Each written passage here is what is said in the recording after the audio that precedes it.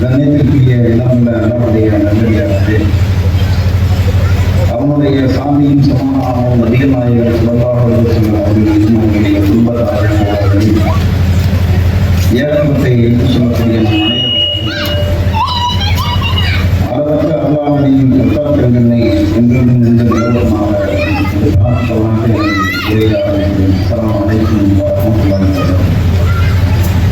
கண்ணியத்திற்குரியவர்களே, தமிழ்நாடு தமிழ் ஜமாத் சீர்காழி நகரங்களை சார்பாக ஏற்பாடு செய்யப்பட்டிருக்கிற இந்த திருமண யுத்தம், இதில் எனக்கு கொடுக்கப்பட்டிருக்கிற தலைப்பு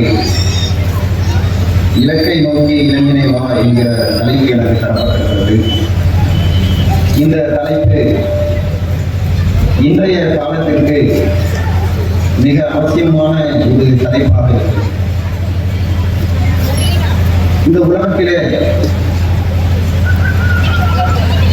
மனித சமுதாயம் வாழ்வதற்கான அனைத்து நெறிகளையும் வழிமுறைகளையும் கற்றுத்தரக்கூடிய ஒரு மார்க்கம் தான் இஸ்லாமிய மார்க்கம். இஸ்லாமிய மார்க்கம் மனித குலத்திற்கு பல்வேறு நன்மையான காரியங்களை, நல்ல விஷயங்களை அடையாளப்படுத்துகிற ஒரு சித்தாந்தத்தை கொண்டிருக்கிறது. அதே போல மனித குலத்திற்கு ஏற்படுகிற தீமைகளை அடையாளப்படுத்தி அதிலிருந்து தவிர்த்திருக்கும்படி இஸ்லாமிய மார்க்கம் மனித குலத்திற்கு எச்சரிக்கை செய்கிறது. அப்படிப்பட்ட இந்த மார்க்கத்தை பிறந்திருக்கிற நாம் இஸ்லாம் சொல்லுகிற எல்லா போதனைகளையும் சரியாக கடைபிடித்து நம்முடைய வாழ்க்கையை நாம் வைத்துக் கொள்ளக்கூடியவர்களாக இருக்கிறது. எப்படி இந்த மார்க்கம் நன்மைகளை நமக்கு அடையாளப்படுத்துவதோ, தீமையை சுட்டிக்காட்டுவதோ, அதே போல இன்னொரு விஷயத்தையும் நமக்கு அடையாளப்படுத்திக் கொண்டே இருக்கிறது, சுட்டிக்காட்டிக் கொண்டே இருக்கிறது. அது என்ன அப்படின்னா, இந்த உலகத்தில் நாம் பிறந்திருக்கக்கூடியவர்கள், நாம் மரணித்த பிறகு இறைவன் நம்மை ஒன்று திரட்டுவான். அப்படி ஒன்று திரட்டப்பட்டு இந்த உலக வாழ்க்கையை குறித்து உங்களிடத்தில் இறைவன் விசாரிப்பான். அந்த மறுமை நாளை நீங்கள் பயந்து இந்த உலகத்தில் உங்களுடைய வாழ்க்கையை நீங்கள் அமைத்துக் கொள்ளுங்கள். சரியாக நீங்க நடங்க, நீதி தவறாம நடங்க, இறைவன் சொன்ன கட்டளைக்கு மாற்றம் இல்லாம நடங்க அப்படின்னு இஸ்லாமிய மார்க்கம் சொல்லுங்கள்.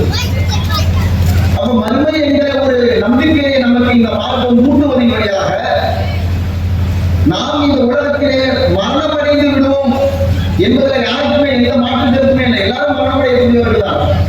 ஆனால் நீங்கள் புரிந்து கொள்ள வேண்டும், இந்த மார்க்கம் என்பது மனிதர்களால் தோற்றுவிக்கப்பட்டதல்ல.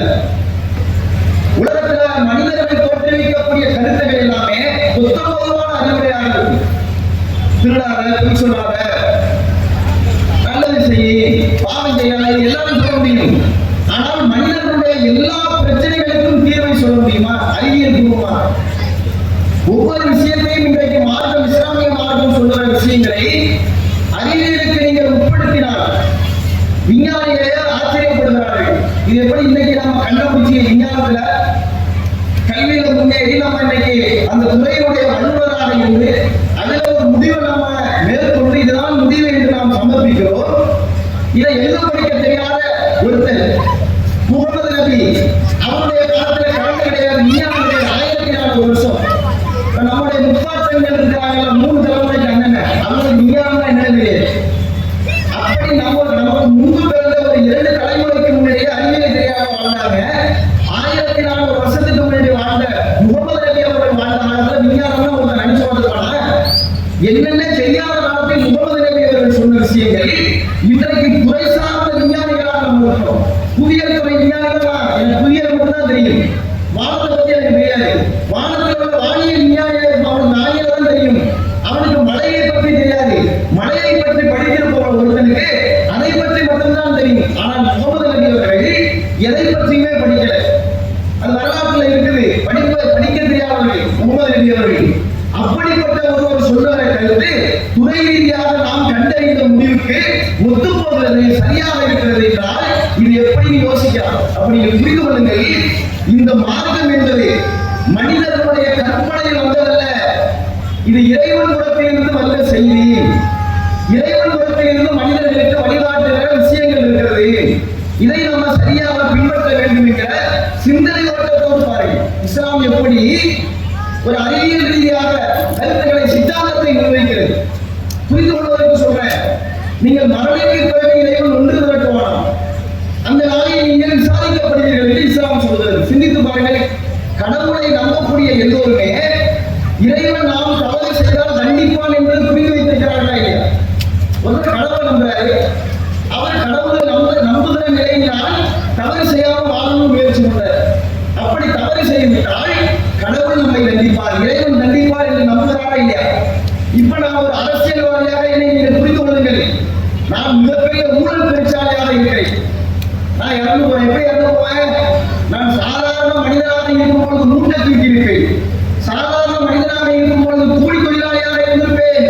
ஆனால் அரசியல் தலைவராக நாம் பரிணாமம் அடைந்த பிறகு எனக்கு பின்னாடி 10 பேர் எஸ்கார்ட் வருவாங்க. நான் போனா சைலன்ஸ் வச்ச காரில் தான் போவேன். சொகுசான வாழ்க்கை பாருங்க. மூட்டை விட்டப்ப தண்ணி தாரான்னு கேட்டா உனக்கு தண்ணி தரா இன்னைக்கு வந்தேன் அப்படின்னா உட்கார வச்சு பேச மாட்டேங்கிற மதிப்பில்லை. இன்னைக்கு நான் போனால் முதல் மரியாதை தருகிறார்கள். ஏன்? நான் இருக்கிற துறை எப்படிப்பட்டது? அப்போ ஒரு அதிகாரத்தில் ஒருவன் இருக்கிற பொழுது அவனுக்கு எவ்வளவு மரியாதை கிடைக்கிறது? அவனை பற்றி தொலைக்காட்சிகளில் வானொலிகளில் பேசுகிறார்கள். எல்லா மக்களும் அறிந்து வைத்திருக்கிறார்கள். அவன் வந்து 1000 பேர் கூடுகிறார்கள். கேமராக்கள் அவனை கண்டுபிடிக்கிறது. அவனை பற்றியே பேசுகிறார்கள். ஏசிலேயே வாழ்கிறான், ஏசிலே எங்க போனாலும் போறான், விதவிதமாக ஆடை கொடுத்துக்கிறான், சாப்பிடுகிறான், எங்க பார்த்தாலும் சொத்து வாங்கி போறான். சொகுசா வாங்கினா இல்லையா? ஊழல் செய்து ஊழல் செய்ததனால இவ்வளவு பெரிய பொருளாதார வளர்ச்சி அடைந்தது. இப்பொழுது அவன் இறந்து விட்டால் கடவுள் நம்பிக்கை பிரகாரம் இதற்கு தீர்வு என்ன? அவன் தண்டிக்கப்பட்டானா? இந்த உலகத்தில் கடவுள் தண்டிப்பார் என்று நாம் புரிந்து வைத்திருந்தோம். ஏன் கடவுள் தண்டிக்கவே இல்லை? 100 கோடி ஊழல் செய்தவன் கடைசி வரைக்கும் முதலமைச்சராக இருந்து இறந்து போகிற வாய்ப்பு பெற்றிருக்கிறானே. 1000 கோடிகள் ஊழல் செய்தவன் கடைசி வரைக்கும் மந்திரியாக இருந்து இறந்து போகிற வாய்ப்பை பெற்றிருக்கிறானே. அவன் மந்திரியாகவோ முதலமைச்சராக இருந்த துப்பாக்கி முழக்கங்களோடு மரியாதையோடு அடக்கம் பண்றாங்க. ஏன் கடவுள் தண்டிக்கல? புரிந்து கொண்டாமா நேரத்தை? ஒருவன் தவறு செய்துவிட்டால் நீதிமன்றத்திற்கு போகிறான். நீதிமன்றத்திலே அவன் படுகொலை செய்யப்படுகிறான். அவனுக்கான அந்த படுகொலை நீதிமன்றத்தினுடைய வளாகத்தில் நடத்தப்படுகிற படுகொலைக்கு கூட சாட்சியங்கள் இல்லை என்று நிரபராதியாக வெளியேறினானே. சாட்சியங்களை மிரட்டி நீங்க என்ன பார்க்கணும் என்றால் கடவுள் தண்டிப்பார் என்று நாம் புரிந்து வைத்திருந்தோம். கடவுள் தண்டிக்கவில்லை. இஸ்லாம் சொல்கிறது மரணத்திற்கு பிறகு நீ விசாரிக்கப்படுவாய். எவ்வளவு பெரிய அழகான ஒரு சித்தாந்தம், மனித குலம் பின்பற்றத்தக்க சித்தாந்தம். நம்ம இறந்த பிறகு இறைவன் விசாரிப்பான இங்க நீதிமன்றத்தில் இருந்து வச்சிடலாம், சாட்சியங்களை கலைத்து விடலாம், நாம் செய்கிற தவறுக்கு எந்த சாட்சியங்கள் இல்லாமல் ஆக்கலாம். ஆனால் கடவுள் பார்த்துக் கொண்டிருக்கிறார் என்ற நம்பிக்கை ஒருவனுக்கு ஏற்பட்டு விட்டால் உலகத்தில் நல்லவனாக வாழ முயற்சிப்பானே இல்லையா? இப்படிப்பட்ட சித்தாந்தத்தை கொண்டிருக்கிற இந்த மார்க்கம் மனித குலத்திற்கு நிறைய நெறிகளை கற்றுத்தருகிறது, நிறைய போதனைகளை கற்றுத்தருகிறது. புரிந்து கொள்ளுங்கள். நீங்கள் அடிப்படையை புரிந்து கொள்ள வேண்டும். இஸ்லாமிய மார்க்கத்தினுடைய போதனைகளை இந்த உலகத்தில் இறை நம்பிக்கையாளராகவே நீங்கள் மரணிக்க வேண்டும் என்று இஸ்லாம் சொல்கிறது. இந்த உலகத்தில் நீ நல்லவனா வாழ்ற, உன்னுடைய மரண தருவாயில் எப்படி மரணிக்க வேண்டும் தெரியுமா? இறை நம்பிக்கையாளராகவே நீ மரணிக்க வேண்டும் அப்படி என்று இஸ்லாம் சொல்கிறது. அப்ப இறை நம்பிக்கையாளர் நாங்கெல்லாம் கடவுளை வணங்கலையா, நம்பலையா? அப்படிதான் நினைச்சிருக்கிறோம். புரிந்து கொள்ளுங்கள். இஸ்லாம் எப்படி சொல்கிறது என்று கருத்தியலை நீங்கள் புரிந்து கொள்ள வேண்டும். இந்த உலகத்தில் நீங்கள் முஸ்லிம்களாக எப்படி அறியப்படுகிறீர்கள்? நம்முடைய பெயரை வைத்து நாம் இஸ்லாமியராக அறியப்படுகிறோம். நம்முடைய தந்தை பெயரை வைத்து, தாய் பெயரை வைத்து நாம் இஸ்லாமியராக அறியப்படுகிறோம். ஒருத்தர் தொப்பி போட்டிருந்தாலும் வச்சுங்க, அவர் இஸ்லாமியராக அறியப்படுகிறார். ஏன் தொப்பி போட்டிருந்தாரு, பெயர் அப்துல்லாஹ் என்றாரு. அப்படி அறியப்படுகிறோமா இல்லையா? ரேஷன் கார்டுல பெயர் அப்படி இருக்குது. அப்படி அறியப்படுகிறோமா இல்லையா? இறைவனுடைய பார்வையில் இப்படி அறியப்படுகிறோமா?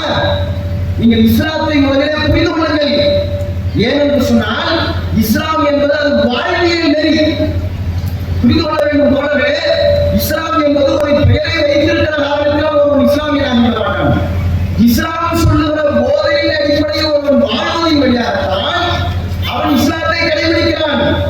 இஸ்லாமிய என்ற நம்பிக்கை அடிப்படையில் ஒரு முஸ்லீமாக மாட்டான். இஸ்லாம் சொல்லுகிற அந்த வழிமுறையை பின்பற்றுவதன் வழியாகத்தான், வாழ்ந்து நடத்துவதன் வழியாகத்தான் ஒருவன் இஸ்லாமியனாக இருக்கிறான். முகமது நபி அவர்களுடைய தந்தை பெயர் என்ன? அப்துல்லா. அவர் இஸ்லாமியரா? நபிகள் நாயகம் இல்லைன்னு சொல்லிட்டாங்க, இறைவருத்துவாளர் என்று சொன்னாங்க. முகமது நபி அவருடைய தாயாருடைய பெயர் என்ன? ஆமினா. அது இஸ்லாமிய பெயர் தானே. நபிகள் நாயகம் ஸல்லல்லாஹு அலைஹி வஸல்லம் அவர்கள் என்ன சொன்னார்கள்? அவரும் இஸ்லாமியர் இல்லை என்று சொன்னார்கள். அப்ப என்ன புரிந்து கொள்ள வேண்டும்? இறைவன் நம்மை முஸ்லிம்களாக வந்து நீங்கள் மரணிக்கிறார்கள், இறை நம்பிக்கை இல்லாமல் நீங்கள் மரணிக்கிறார்கள் என்று இறைவன் சொன்னால், நம்ம இறைவனை சரியாக புரிந்து கொண்டிருக்கிறோமா? இறைவனை சரியாக வணங்குகிறோமா? இறைவனுடைய ஆற்றலை உணர்ந்து இறைவனுக்கான அந்த நம்பிக்கை ஏற்படுத்தியிருக்கிறோமா? அவனுக்கான மதிப்பை நாம் அளித்திருக்கிறோமா என்று நீங்கள் புரிந்து கொள்ள வேண்டும் தோழர்களே. இறைவனை நம்புகிறோம் என்று நாம் புரிந்து வைத்திருக்கிறோம். இறைவனை நம்புவதன் வழியாக மட்டும் இறை நம்பிக்கையாளர் கிடையாது. இஸ்லாம் எல்லாத்தையும் பகுத்து ஆய்வு செய்து சொல்கிறது. யாரையும் ஏமாற்ற ஒரு கொள்கையை சித்தாந்தத்தை இஸ்லாமிய மார்க்கம் கற்பிக்கவில்லை. நான் கடவுளை வணங்குகிறேன் என்று நாம் சொல்வதன் வழியாக மட்டும் இறை நம்பிக்கையாளர் இல்லை என்று இஸ்லாம் சொல்லுது. இப்படி ஒரு சித்தாந்தத்தை உலகத்தில் நீங்க பார்த்துருக்கீங்களா? நீ கடவுளை நம்பியா, அதனால நீ இறை நம்பிக்கையாளர் அப்படி நம்ம புரிஞ்சு வச்சிருக்கிறோம். இவன் கடவுளை நம்பல, அதனால இவன் இறை நம்பிக்கையாளர் இல்லை அப்படி நம்ம புரிஞ்சு வச்சிருக்கிறோம்ல. இஸ்லாம் உல்டாவா சொல்லுது. என்ன சொல்லுது? ஒருவன் கடவுளை நம்புகிறேன் என்று சொன்னால் கூட அவன் இறை நம்பிக்கையாளர் இல்லை. எப்ப சரியாக ஒருவன் நம்பவில்லை என்றால் அவன் இறை நம்பிக்கையாளர். நீ சொல்றதுனால இறை நம்பிக்கையாளர் கிடையாது. ஏன் புரிந்து கொள்வதற்கு நான் உங்களை சொல்லுவேன். ஒரு ஆட்டை காட்டி என்னென்ன உங்கள்கிட்ட கேட்கணும். அவர் சொல்றாரு, இது ஆடுங்க, இன்னொரு இதெல்லாம் ஆடுங்க, அப்புறம் என்ன இது கப்பல், இது கப்பல் அப்படிங்கிற கப்பலை காட்டி என்ன இதுதான் ஆடுங்க. கடல்ல இருக்கிற என்னப்பா அது ஆடுங்க, இந்த வாசல மேலிட்டு இருக்கிற அது என்ன பார்த்து கப்பலுங்க அப்படிங்கிற. அப்ப இவர் என்ன செய்யல? கப்பலை மறுக்கவில்லை, ஆட்டையும் மறுக்கவில்லை, ஏற்றுக்கொண்டிருக்கிறார். ஆடை நம்புறாரு, கப்பலை நம்புறாரு. சரியா நம்பினாரா? நம்ம என்ன என்னையாது ஆட்டை போய் கப்பல் கப்பலை போய் ஆளுங்களான்னு சொல்லுவோமா இல்லையா? சரியா நம்பலைங்கிறான்னு சொல்லுவோமா இல்லையா? அப்படித்தான் இஸ்லாம் சொல்றது. கடவுளை ஏற்றுக்கொண்டேன் என்பதனால் நீ கடவுள் நம்பிக்கை உடையவன் அல்ல. கடவுளை நீ சரியாக ஏற்றுக்கொள்ள வேண்டும், நம்ப வேண்டும். கடவுள் என்பவன் படைப்பாளன் என்று நீ நம்பு. அடிப்படை சித்தாந்தத்தை சொல்கிறது. கடவுள் என்பவன் படைப்பாளன் என்று நம்பு. எதையெல்லாம் இறைவன் படைக்கிறான் அவன் கடவுள். எவன் படைக்கவில்லை அவன் கடவுள் இல்லை என்று நம்பு. ஒரு மரத்தை கடவுள் வச்சுங்க, மரம் வந்து அகப்படுத்துச்சா? படத்துல கடவுள். ஒரு ஆட்டை பார்த்து கடவுள் தான், ஆடு சூரியனை படைச்சா? படைக்கல, கடவுள் இல்லை. படைப்பாளன் தான் கடவுள் என்று இஸ்லாம் சொல்கிறது. படைப்பாளனை வணங்குங்கள், படைப்புகளை வணங்காதீர்கள் என்று தெளிவாக கடவுள் கொள்கை இஸ்லாம் சொல்கிறது. அப்படிப்பட்ட இந்த மார்க்கம் சொல்கிறது மனித குலத்திற்கு நிறைய நன்மையான காரியங்களை சொல்லித் தருகிறது, அடையாளப்படுத்துகிறது. உலகத்தில் மனித குலத்தினுடைய எதிரியாக இஸ்லாம் யாரை அடையாளப்படுத்துகிறது தெரியுமா? சைத்தானை அடையாளப்படுத்துகிறது. புரிந்து கொள்ளுங்கள், சைத்தானிடத்தை நீங்கள் மிக எச்சரிக்கையாக இருங்கள் என்று இஸ்லாம் சொல்கிறது. சைத்தான் என்பவன் சாதாரணமானவன் அல்ல என்பதை தீமையின் வாள் கொண்டு சென்று தனியிலே தீமை இல்லாத தீமை அழகுபடுத்தி காட்டுவான். தீமை உங்களை செய்ய வச்சவரை மகிழ வைப்பான். எல்லாரும் விலகி இருக்கிறார்கள், நம்ம மட்டும் யாரும் வந்து செய்யுமா? நம்மளும் விலகி இருப்போம் என்று நல்லவற்றிலிருந்து உங்களை விலகி வைத்து அதில் மகிழ்ச்சியான விஷயம் உங்கள்கிட்ட ஒரு எண்ணத்தை ஏற்படுத்துவான். இந்த சைத்தானிடம் நீங்கள் மிக எச்சரிக்கையாக இருங்கள். திருமறை குர்ஆன் சொல்றது. ஏன் இந்த உலகத்தில் பிறந்திருக்கிற நமக்கு இலக்கு என்பது எது தெரியுமா? இந்த உலகத்துல காசு பணத்தை சம்பாதிக்கிறது பெரிய இலக்கு கிடையாது, புகழை அடைவது பெரிய இலக்கு கிடையாது. எது இலக்கு? மரணத்திற்கு பிறகு ஒரு வாழ்க்கை இருக்கிறது. அந்த வாழ்க்கையில் அந்த நாளில் நாம் வெற்றியாளர்களாக இருக்க வேண்டும். அதுதான் நம்முடைய இலக்கு. அந்த இலக்கை நாம் அடைய வேண்டும் என்றால் இந்த உலகத்தில் சரியான வாழ்க்கையை நாம் புரிந்து கொண்டு வாழ வேண்டும். சரியான போதனையை பின்பற்றி வாழ்ந்து மன்னிக்கக்கூடியவர்களாக இருக்க வேண்டும். ஏன்? நாம் இறந்து விட்டால் மீண்டும் இந்த உலகத்தில் பிறக்க போக வேண்டும். அப்ப இது நமக்கு கொடுத்திருக்கிற ஒரே ஒரு லைஃப் டைம், ஒரே ஒரு வாய்ப்பு தான் இது. இப்ப 40 வயசு ஓடி போச்சு வச்சுங்க, இந்த 40 வயசு மீண்டும் வரப்போதா? 20 வயசுக்கு ஓடி போச்சு, மறுபடியும் 20 வயசு வரப்போதா? கிடையாது. ஓடியது தான். மரணம் என்பது மறைத்து வைக்கப்பட்டிருக்கிறது. புரிந்து கொள்ளுங்கள் தோழர்களே. அந்த இலக்கை நாம் அடைவதற்கு முன்பாக இந்த உலகத்தில் நாம் வாழ்ந்து கொண்டிருக்கிற இந்த வாழ்க்கையே இறைவன் நமக்கு தந்திருக்கிற பேரொரு என்று புரிந்து கொள்ளுங்கள். அந்த இலக்கை நீங்கள் அடைய வேண்டும் என்றால் இந்த உலகத்தில் சரியான வாழ்க்கையை நீங்கள் வாழணும். அப்படி வாழ்வதற்கு நீங்கள் யாரிடத்தில் எச்சரிக்கையாக இருக்க வேண்டும்? சைத்தானிடத்தில் மிக எச்சரிக்கையாக நீங்கள் இருக்க வேண்டுங்க. சைத்தான் என்பவன் மனித குலத்தினுடைய பகிரங்கமான எதிரி என்று இஸ்லாம் சொல்லுது. சைத்தான் அவர்களுக்கு வழிநடத்துவான், அவங்க ரொம்ப ஜாக்கிரதையா இருக்க அப்படின்னு இஸ்லாம் சொல்றது. சைத்தான் நீங்க சாதாரணமாக நீங்க புரிந்து கொள்ளாதீர்கள். அவன் பெரிய அறிவாளி, உலகத்திலே மிகப்பெரிய அறிவாளி யாருங்க? தந்தை ஆதம் அலைஹிஸ்ஸலாம். இன்னைக்கு எவ்வளவு கண்டுபிடிப்புகளை மனிதர்கள் கண்டுபிடிக்கிறான். ராக்கெட் வருவான், இங்க இருந்து சந்திர மண்டலத்துக்கு போய் ராக்கெட், விண்வெளி பூமியினுடைய ஈர்ப்பு மையத்தை தாண்டி அங்க ஒரு பெரிய ஒரு 4 லாரி அளவுக்கு ஒன்று மிதந்துட்டு இருக்காங்க. ஒரு 4 லாரி அளவுக்கு ஒரு பெரிய 4 கண்டெய்னர் இருக்குன்னு வச்சுங்க. அந்த அளவுக்கு வானத்துல மிதந்துட்டு இருக்குது. அங்கே பூமியிலிருந்து சென்ற சில மனிதர்கள் அங்கே வாழ்ந்து கொண்டிருக்கிறார்கள். அவர்கள் கிட்டத்தட்ட மாசக்கணக்காக இருக்கிறாங்க. அங்க நாசா விண்வெளியில் இருந்து சென்றவர்கள் பூமிக்கு வர முடியாது. அப்படி எவ்வளவு பெரிய விஞ்ஞானத்துடைய வளர்ச்சி. இந்த இடத்துல நம்ம உட்கார்ந்துட்டு நம்ம பேசுறது அமெரிக்காவில் உள்ளவருக்கு கேட்குவாங்க. அமெரிக்காவில் நம்ம பயணம் செய்யறதுனால கிட்டத்தட்ட 12 மணி நேரம் ஆகும். அப்படிப்பட்ட அமெரிக்காவில் இருக்கிற ஒருவனுக்கு இங்க இருந்து பேசுறது கேட்கிற, நான் இங்க இருந்து பேசுறேன், பக்கத்து தெருவில் இருக்கிறவனுக்கு கேட்க மாட்டேங்குது. இங்க இருந்து பார்க்கிறாத ஒரு முனையில நிற்கிறாரு, நான் பேசுறவருக்கு கேட்க மாட்டேங்குது. மைக் இருக்கிறதுனால கேட்கிறேன், நான் சும்மா நீங்க பேசுறா கேட்குமா? கேட்க மாட்டேங்க. பேசுறேன்னு தெரியுது, கூப்பிடுறது தெரியுது, காலை ஒழுங்கா சத்தமா போகுது, என்ன புரிய மாட்டேங்கிறவருக்கு. ஆனால் நான் இங்கே இருந்து பேசுறது எத்தனையோ ஆயிரக்கணக்கான கிலோமீட்டர்களுக்கு அப்பால் இருக்கிற அமெரிக்காவுக்கு புரியுது. எப்படி புரியுது? நான் பேசுகிற அந்த வார்த்தை அந்த செகண்டே அவருக்கு போய் சேருது. நான் கையை செஞ்சு அவர் உடனே அவர் மாறி கையை அசைக்கிறேன், நல்லா இருக்கீங்களா அப்படின்னு கேட்டா அந்த செகண்டே அவர் நல்லா இருக்கவே. அவ்வளவு வேகமாக நம்முடைய செய்திகள் கடத்தப்படுவதனால் விஞ்ஞானத்துடைய வளர்ச்சி தானே. இப்படிப்பட்ட வளர்ச்சியில மனிதர்கள் மெய்சிலிருந்து போகிறார்கள். எவ்வளவு பெரிய கண்டுபிடிப்புகள் இருக்கிறது, ஆச்சரியப்படுகிறார்கள் விஞ்ஞானிகளே. அப்படிப்பட்ட கண்டுபிடிப்புகளை கண்டுபிடிக்கிறார்கள். இதெல்லாம் எப்படி சாத்தியமாச்சு? ஏன்னா தந்தை ஆதம் அலைஹிஸ்ஸலாம் அவருடைய ஜீவன் அல்ல. ஆதம் அலைஹிஸ்ஸலாம் அவருடைய படைக்கும் போதே சொல்றாங்க, உலகத்தின் அனைத்து பெயர்களையும் நாம் கற்றுக் கொண்டோம் ஆதம் அலைஹிஸ்ஸலாம் அவர்கள். அவ்வளவு அறிவையும் இந்த ஆதம் அலைஹிஸ்ஸலாம் அவர்களுக்கு அல்லாஹ் போட்டிவிட்டான். அவர்களுடைய ஜீனிலிருந்து தான் இதெல்லாம் மனுஷனை கண்டுபிடிக்கலாம். அவ்வளவு விஷயங்கள் ஆச்சரியப்படுறான் மனுஷன். அப்படிப்பட்ட ஆதம் அலைஹிஸ்ஸலாம் அவர்களே சைத்தான் வழிவிட்டாங்க. நமக்கு எப்படி ஊட்டப்பட்டிருக்கிற சைத்தான் எப்படி ஊட்டுறான்? நம்மளாம் தௌஹீத்வாதி, நம்மளோட ஒரு எண்ணம் ஓடிக்கொண்டிருக்கிறது. நம்மளாம் தௌஹீத்வாதி பையன், நம்ம முழுதாக டைரக்டா சொர்க்கத்துக்கு போயிடுவோம். நம்முடைய இலக்கில் நாம் வெற்றியாளர்களாக திகழ வேண்டுமா இல்லையா? நம்முடைய இலக்கிய மறுமை, அந்த மறுமையில் நாம் வெற்றியாளர்களாக திகழ வேண்டுமே. அதுல எப்படி கொண்டு வந்து முட்டுக்கட்ட போறான் சைத்தான்? நம்ம தௌஹீத்வாதி பையன், நம்மளாம் இணை வைக்கல, நான் கருதாது போறோமா, பாத்தியா ஓதுறோமா, மூலம் சாப்பாடு சாப்பிடுறோமா, கூட்டுப்போக ஓதுறோமா? கிடையாது.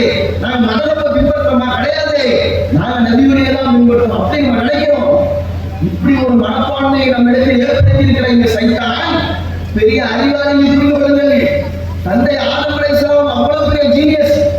அவரையே அவர் கவுதான் நல்லா சொல்ற இந்த மரத்தின் பக்கம் நெருங்காதவர்களுக்கு ஆதம் அலைஹிஸ்ஸலாம் அவர்களுக்கு அந்த சைத்தான் போய் என்ன பண்ண நெருங்க வச்சாங்க இல்லையா? அது எதுக்கு புரிந்து கொள்ள வேண்டும்? இஸ்லாமிய மார்க்கம் சொல்வது, உடுத்திருக்கிற உடையால் நீ இஸ்லாமியன் கிடையாது, நீ வைத்திருக்கிற பெயரால் இஸ்லாமியன் கிடையாது, நீ உன்னுடைய பரம்பரையால் நீ இஸ்லாமியன் கிடையாது, நீ வாழ்கிற பகுதியால் இஸ்லாமியன் கிடையாது, உன் ரேஷன் கார்டுல பேர் இருக்கிறதுனால நீ இஸ்லாமியன் கிடையாது. என்னுடைய பார்வையில் நீ இஸ்லாமியன் என்றால் நான் சொன்னதின் அடிப்படையில் நீ வாழ வேண்டும். அப்பதான் அந்த இலக்கில் பாஸ் ஆகும். மறுமையில அந்த நாள் இருக்கிறது, அந்த நாளில் நாம் வெற்றியாளர்களாக திகழ முடியும். இறைவன் தருகிற அந்த சூழலை நாம் அடைய முடியும். அதற்கு இந்த உலகத்தில் நாம் சீரான வாழ்க்கையை, சரியான வாழ்க்கையை நாம் தேர்ந்தெடுக்க வேண்டும் என்றால் நம்முடைய அறிவை நாம் தீட்ட வேண்டும். யாரிடத்தில் எச்சரிக்கையாக இருக்க வேண்டும்?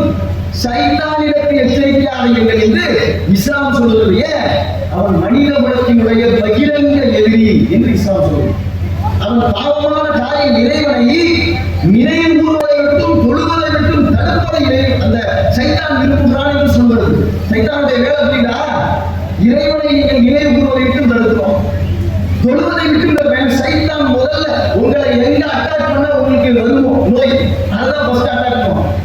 எதை அடிச்சா நீங்க தவறீங்க அதான் போல அவன் அடிப்பான். ஏன்? இஸ்லாம் சொல்லுகிற வணக்க வழிபாடுகளிலேயே முக்கியமான அம்சம் என்ன தெரியுமா? இறைவன் தொழுகைதான். அந்த தொழுகையை இன்றைக்கு எத்தனை ஏகத்துவவாதிகளிடமிருந்து பிரித்திருக்கிறான். சைத்தானிடத்தில் நாம் எப்படி உட்பட்டிருக்கிறோம், சைத்தானிருக்கிறோம், சைத்தான் நம்ம எப்படி வெற்றி கொண்டிருக்கிறான் புரியாதா? நபிகள் நாயகம் ஸல்லல்லாஹு அலைஹி வஸல்லம் அவர்கள் சொல்றாங்க, தௌஹீத்வாதிகள் பெருசா மனசுக்குள்ள பெரிய கற்பனை இருக்கு, முத்தா போன சொன்னாயா என்ன மாதிரி தியாகம் செஞ்சவன் எவன், என்ன மாதிரி இங்க வணக்க வழிபாடு செஞ்சவன் எவன், அப்படியே நினைச்சிட்டு இருக்கோம்ல.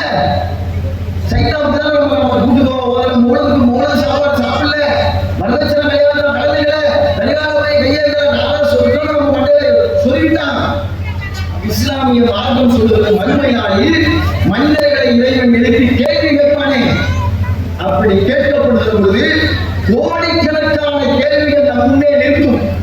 இறைவன் நீங்க மறுமை என்றபோது அதை சாதாரணமாக புரிந்து கொள்ளாதீர்கள். மறுமையை நீ எல்லாத்தையுமே உண்டாவதும் வச்சுக்கோ வச்சிருக்காங்க மண்டையில. நீங்க குரான் படிக்க தமிழ்ல நீங்க குரானை கூட நீங்கள் எப்படி புரிந்து வைத்திருக்கிறீர்கள் தெரியுமா? எல்லாம் சைத்தான் பண்றாங்க. அதை ஒரு மந்திர சொல்லாம நீங்கள் பார்க்கிறீர்கள். திருமறை குரானை என்ன சொல்றது? இந்த மனித குலத்திற்கு நேர்வழி காட்டும், இது இறைவன் புறத்தில் இருந்து இருக்கிறது, மனிதர்களுடைய சொற்கள் அல்ல, கடவுளுடைய வார்த்தைகள் இது மனித குலத்திற்கு நேர்வழி காட்டும் என்று திருமறை குரான் சொல்றதா இல்லையா? அதை நீங்கள் பொருள் வந்து படித்திருக்கிறீர்களா? நான் இப்ப பிரெஞ்சு மொழியில பேசுறேன், உங்களுக்கு புரியுமா? நம்ம பிரெஞ்சு மொழியில பேசுறேன், உங்களுக்கு புரியுமா? என்ன என்னமோ வச்சு ஏதோ ஒரு மொழியில பேசிட்டு என்ன பேசுறாங்க புரிய மாட்டேங்குது அப்படி நினைக்கிறீங்கல்ல. அப்ப நான் உங்களுக்கு தெரிந்த மொழியில் பேச வேண்டும், நீங்கள் அறிந்த மொழியில் பேச வேண்டும். அப்பதான் என்ன பேசுறது உங்களுக்கு புரியும். திருமலை குரானை பற்றி நீங்கள் எப்படி புரிந்து வைத்திருக்கிறீர்கள்? இந்த உலகத்தில் பிறந்து விட்டோம், நாம் இறக்கிற நாள் வரை இந்த உலகத்தை சந்திக்கிற எல்லா பிரச்சனைகளுக்கும் இது வழிகாட்டுகிறது என்று சொல்வது. அது எப்படி நடக்கணும்னு நமக்கு சொல்லி தரது நீங்க படிச்சிருக்கீங்களா? நான் கேட்கிறேன், 50 வயசு ஓடி போச்சு, 40 வயசு ஓடி போச்சு, 30 வயசு ஓடி போச்சு, ஒரே ஒரு முறை நாம் மரணம் அடைவதற்கு முன்பாக இறைவனுடைய வார்த்தையை நாம் அறிந்த மொழியில் நாம் இந்த குரானை படித்து முடிக்க வேண்டும். ஃபர்ஸ்ட்ல இருந்து லாஸ்ட் பேஜ் வரைக்கும். அப்படி எத்தனை பேர் படிச்சிருக்கோம்? நம்ம எப்படி புரிஞ்சு வச்சிருக்கோம்? குரானை விட ஒரு மந்திரம் சொல்றான், தொழுகையில ஓதுது, அவ்வளவுதான். அடுத்து இறந்து கேட்டாங்க ஓதுது, அப்படிதான் புரிஞ்சு வச்சிருக்கீங்க. சைத்தா சொல்லிட்டாங்க. அப்ப நீங்க என்ன பார்க்க வேண்டும்? தௌஹீத்வாதிகளாக இருந்தார்கள் மறுமை நாளில் கோடிக்கணக்கான கேள்விகளை இறைவன் கேட்பான். எத்தனை மனிதர்கள் இன்றைக்கு ஒவ்வொரு அமலுக்கு முக்கியத்துவம் கொடுக்கிறாங்க. அமல்களில் கூட இன்றைக்கு பெருமையடிக்கிற தன்மை நம்மிடத்தில் ஏற்பட்டிருக்கிறாங்க. அமல்கள் நீங்க பாருங்க, ஜும்மால கூட போட்டா அசலுக்கு வருதா, மகரிக்கு வருதா, இசாவுக்கு வருதா, ஃபஜ்ருக்கு வருதா, ஏன் இல்ல? அப்ப உங்களுக்கு வாரத்தில் ஒரு வேளைதான் கடமையா? முஸ்லிம்களுக்கு நான் கேட்கிறேன், ஏன் அசலுக்கு வரல? அவன் தௌஹீத்வாதியா இருக்கணுமே, ஏன் வரல? அப்ப சைத்தான் உங்களை தூக்கிட்டானா? என்ன புரிந்து கொண்டிருக்கிற அமல்களில் கூட பெருமை அளிக்கிற தன்மை நம்மிடத்தில் வந்துவிட்டது. ஏன்? என்ன அப்துல் காதர் ஜிம்மாவுக்கு டைம் ஆயிட்டு கடை வந்து வச்சிருக்கேன்னு கேட்பாங்க. அவர் கடையை பண்ணிட்டு போறாரு, பக்கத்துக்காரே நம்ம கூட்டு கடையை கூட்டு அடுத்த எல்லாம் கேட்பாங்க, வந்து கடை வந்திருக்கிறேன்னு. ஃபஜ்ருக்கு வர மாட்டேங்கிறான், ஆனால் 1:30 மணிக்கு தொழுகைக்கு வரது. 1:30 மணிக்கு தொழுகிறவரை மூன்றாவது எல்லாம் போறான், கொண்டாடி பிள்ளைகளை அழைச்சிட்டு இருக்கிறோம். ஏப்பா 12 மணிக்கு 1 மணிக்கு போற தொழுகைக்கு எல்லாரும் வந்து தூங்குறாங்க, நான் மட்டும் வந்தா என் பொண்டாட்டி விளையா உள்ள விளையா கேட்பான், அழைச்சிட்டு விளையா கேட்பான். அப்ப எப்படி நம்ம இடத்தில் மற்றவர்களை கேள்வி எழுப்பினா அங்க போறான். எல்லாரும் அந்த எவனும் விளையா அசல் நானும்ல, எவ்வளவு கேட்க மாட்டானே, மகனுக்கு யாரும் விளையாடல. எப்படி நாம் இந்த அமல்களை கூட புரிந்து வைத்திருக்கிறோம்? புரிந்து கொள்ளுங்கள், இவ்வளவு முஸ்லிம்களுக்கு அந்த வணக்கங்களை செய்யறமா இல்லையா? இதெல்லாம் மறுமையில் அடுத்ததான் இறைவன் கேட்கும். முதல் கேள்வி என்ன? நீங்க அவ்வளவு முஸ்லிம்களுக்கு ஒவ்வொன்றையும் நான் நபி வழி படித்தான் கல்யாணம் பண்ணுவோம், அடிச்சு நிற்பான். நான் இப்படிதான் இந்த காரியத்தை செய்வேன், எனக்கு ஒரு பெரிய பொருளாதார தள்ளா கொடுத்தான், அச்சு செய்யாம இருக்க முடியாதுமா, போறோம் அப்படின்னு போவான். நீ எதை வேணாலும் நீ அதெல்லாம் அடுத்தது முதல் கேள்வி உனக்கு எது? தொழுகைதானே? அந்த தொழுகை உன்னிடத்தில் இருக்கிறதா? நான் கேட்கிறேன். சைத்தான் நம்மளை எப்படி தூக்கிட்டு போயிட்டான்னு முடியுதா? நபிகள் நாயகம் ஸல்லல்லாஹு அலைஹி வஸல்லம் அவர்கள் சொல்கிறார்கள், மறுமை நாளில் ஒரு மனிதனிடத்தில் கேட்கப்படுகிற முதல் கேள்வி தொழுகை குறித்து தான் என்கிறார்கள். அந்த கேள்விக்கு அவன் சரியா பதில் சொல்லிட்டானா அவன் எல்லா விஷயங்களிலும் அவன் தேர்ச்சி பெற்றுவான். அவன் சரியான ஆன்சர் பண்ணிடுவான் ஆயிடுவான். அதுல ஒரு சொலப்பிட்டான முடிவு வச்சான். எல்லாமே உனக்கு கஷ்டம் தானே. இன்னைக்கு இந்த கேள்விக்கு நம்ம எப்படி ஆன்சர் இருக்கா? தொழுகை குறித்து எப்படி நம்ம உள்ளத்துல நம்ம தௌஹீத்வாதி நீங்க எப்படி புரிந்து வைத்திருக்கிறீர்கள் மார்க்கத்தை? தௌஹீத்வாதியான உடனே நீங்க சொல்ல வேண்டியதா? ஒருத்தன் நரகத்துக்கு போறான்னு வச்சுங்க, 3 விஷயம் தான் போவான் நரகத்துக்கு. எப்படி போவான் நரகத்துக்கு? ஒருத்தன் இணை கற்பித்துவிட்டால் நரகத்துக்கு சென்றுவிடுவான். விதத்தான காரியங்களை செய்துவிட்டால் நரகத்திற்கு சென்றுவிடுவான். அவனுடைய நன்மையினுடைய எடையை குறைத்து விட்டு தீமையின் எடை கணத்திருந்தால் நரகத்திற்கு சென்றுவிடுவான். 3 நிலையில தான் ஒருத்தன் நரகத்துக்கு போறான். மறுமை நாள் குறித்து நபிகள் நாயகம் ஸல்லல்லாஹு அலைஹி வஸல்லம் அவர்கள் சொல்றார்கள், மறுமை நாளில் ஒரு மனிதன் நரகத்தில் கிடக்கிறான். நீங்கள் புரிந்து கொள்ள வேண்டும், நம்முடைய இலக்கு என்ன, அந்த இலக்கிலிருந்து நாம் எப்படி தூரமாக்கப்பட்டிருக்கிறோம், அதற்கு யார் காரணமாக இருக்கிறார்கள், எப்படிப்பட்ட மனநிலை அவர் ஊட்டி இருக்கிறார்கள், யாரிடத்தில் நாம் எச்சரிக்கையாக இருக்க வேண்டும், அவனுக்கும் நமக்குமான அந்த சண்டையில நம்ம தான் ஜெயிக்கிறோம், இவ்வளவு நாள் நம்ம தூங்கிட்டோம், இனிமே சரியா ஃபைட் பண்ணணும்னு புரிந்து கொள்ள வேண்டும். நபிகள் நாயகம் ஸல்லல்லாஹு அலைஹி வஸல்லம் அவங்க சொல்றாங்க, மறுமை நாளில் நரகத்தில் ஒரு மனிதன் இருக்கிறான், இறைவனிடத்தில் கோரிக்கை வைக்கிறான். ரசூலுல்லாஹ் சொல்றாங்க, இறைவா என்னை இந்த நரகத்தில் இருந்து கொண்டு போய் வெளியில போட்டு அப்படின்னு கேட்கிறான். அல்லாஹ் நம்முடைய கோரிக்கையை ஏற்று நரகத்தில் இருந்து வெளியேற்றி விடுறான். மீண்டும் இறைவனிடத்தில் அவன் கோரிக்கை வைக்கிறான், இறைவா என்னை அந்த சூழலின் வாசலை கொண்டு போய் விட்டு விடு. அல்லாஹ் அவனுடைய கோரிக்கை ஏற்று சூழலினுடைய வாசலை கொண்டு போய் விட்டு விடுறான். மீண்டும் அவன் இறைவனிடத்தில் கோரிக்கை வைக்கிறான், இறைவா என்னை சூழலுக்குள்ளே கொண்டு போய் விட்டான். அல்லாஹ் கொண்டு விட்டான். நீங்கள் புரிந்து கொள்ள வேண்டிய இஸ்லாமிய மார்க்கம் சொல்லுறது, எவன் இணை கற்பித்த நிலையில் இருந்து விடுகிறானோ அவனுக்கு சொர்க்கம் ஹராமாக்கப்பட்டிருக்கிறது. எவன் ஒருவன் இறைவனுக்கு இணையாக ஒன்றை கல்வி விட்டானோ, அவனுக்கு இணை கற்பித்து விட்டானோ, அதே நிலையில் மரணித்து விட்டானோ அவனுக்கு சுவனம் ஹராமாக்கப்பட்டு விட்டது. இந்த உலகத்தில் எத்தனை நல்லவர்கள் செய்திருந்தாலும் அது அவனுக்கு மறுமை நாளில் பயன் தராது. நரகத்தில் அவன் என்றென்றும் கிடப்பான் என்று சொர்க்கத்துக்கு போமாட்டான், நரகவாசி ஆயிட்டானா? இப்ப நீங்க புரிஞ்சுக்கீங்க, நரகத்தை கடந்த எங்க போனாரு? இப்ப சொர்க்கத்துக்கு போயிட்டாரு. அப்ப சொர்க்கத்துக்கு போனாருன்னா இவங்க எப்படி போட்டாரு? இணை கற்பிச்சாங்க. ஏன்னா இணை கற்பிச்சுதான் நரகத்துல கிடந்தாரு, சொர்க்கத்துக்கு போக முடியாது. இப்ப நரகத்திலிருந்து சொர்க்கத்துக்கு போனாருன்னா இவர் இணை கற்பிக்காத ஏற்றுக்குவாரு. இணை கற்பிக்காத ஏற்றுக்குவாரு. அப்ப என்ன புரிந்து கொண்டிருக்கிறது? ஏன் நரகத்துக்கு போனா? தீமையினுடைய இணை கலத்து விட்டது, நன்மையினுடைய எடை லேசாகிவிட்டது. அப்ப நமக்கு நன்மையின் எடை கணக்கிருக்கிறதா? தொழுகை இல்லையே. முதல் கேள்விக்கு ஆன்சர் இல்லையே. நபி வழியை பின்பற்ற வேண்டும் என்று சொல்லுகிற நம்மிடத்தில் கூட தொழுகை இன்றைக்கு சைத்தான் பிடிக்கிறது விட்டாரா இல்லையா? யாரிடத்தில் நீங்கள் கவனமாக இருக்க வேண்டும், எச்சரிக்கையாக இருக்க வேண்டும். அவனுக்கும் நமக்குமான அந்த சண்டையில நம்ம வெற்றியாளர்களாக திகழ வேண்டும் என்று முதல்ல மண்டையில வைங்க ஃபர்ஸ்ட். அப்பதான் நம்ம தீமை இருந்தெல்லாம் தூரமாக முடியும். நம்முடைய இலக்கையை நாம் யாரை எதிரியாக கருதி பயணிக்கிறோமோ நம்முடைய இலக்கை சரியாக நாம் அடைய முடியும். அவர்களிடத்தை எச்சரிக்கையாக நம்மால் இருக்க முடியும். சைத்தான் வரப்பை நம்ம புரிந்து கொண்டு மறுமைக்கான பயணத்தை நம்மால் தொடர முடியும். அவனுக்கும் நமக்குமான சண்டை என்பது மரணத்தினுடைய கடைசி நிலை வரைக்கும் சைத்தாவை பார்த்துட்டே இருப்பான்.